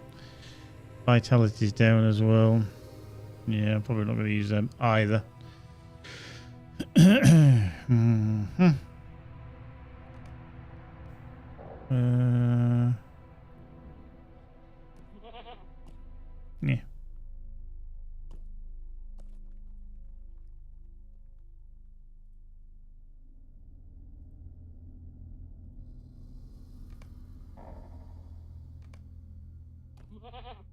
and all that. Let's just carry it.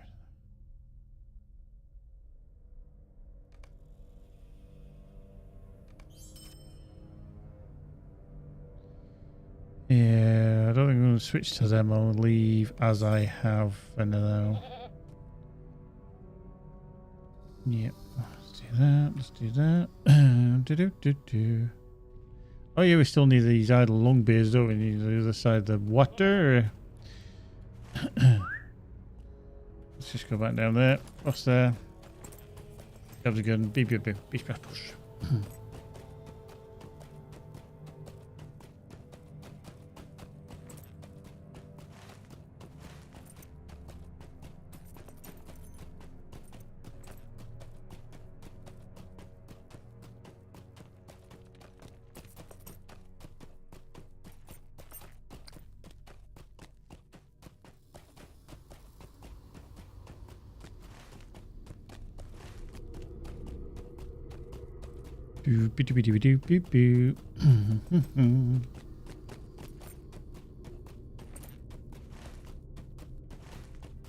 Let's head around the corner. Actually, we need to. We'll just grab that. Across the bridge and then just turn left. Yep.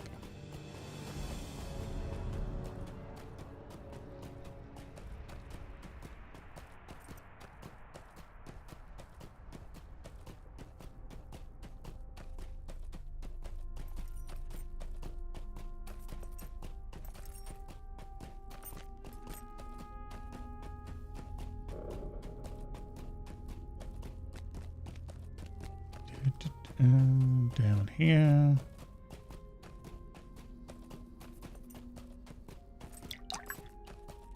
And get told off.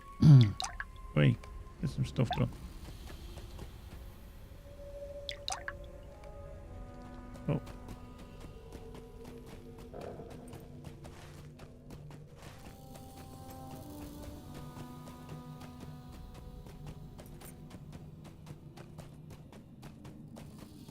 We go.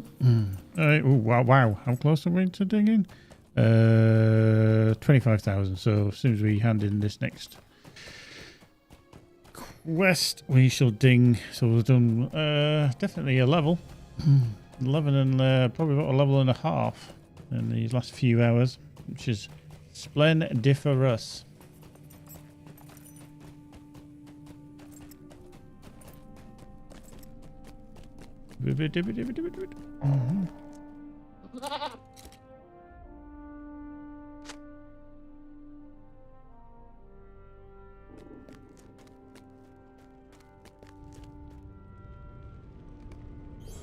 There we go. Ding, ding, do.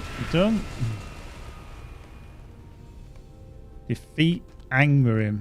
Right, okay. It says 101. Now, if I remember correctly, you don't need to actually kill 101. You just need to kill a few.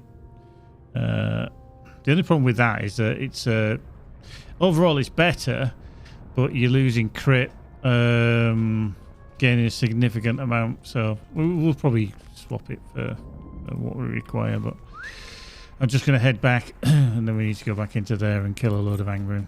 101 seems slightly excessive.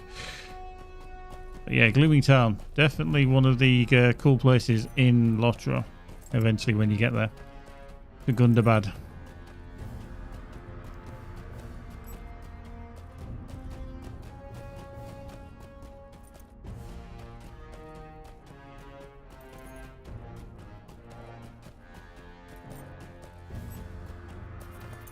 Right. Back across the water. Speak to Spall. He's there.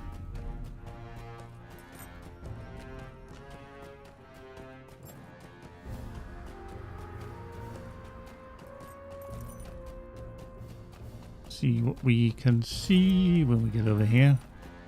Don't know if Spall gives us anything else to go on from. I think it might be the end of the quest chain for this one. Hail, friend! Yeah. Okay, and that just spawned up there. Cool. Cool.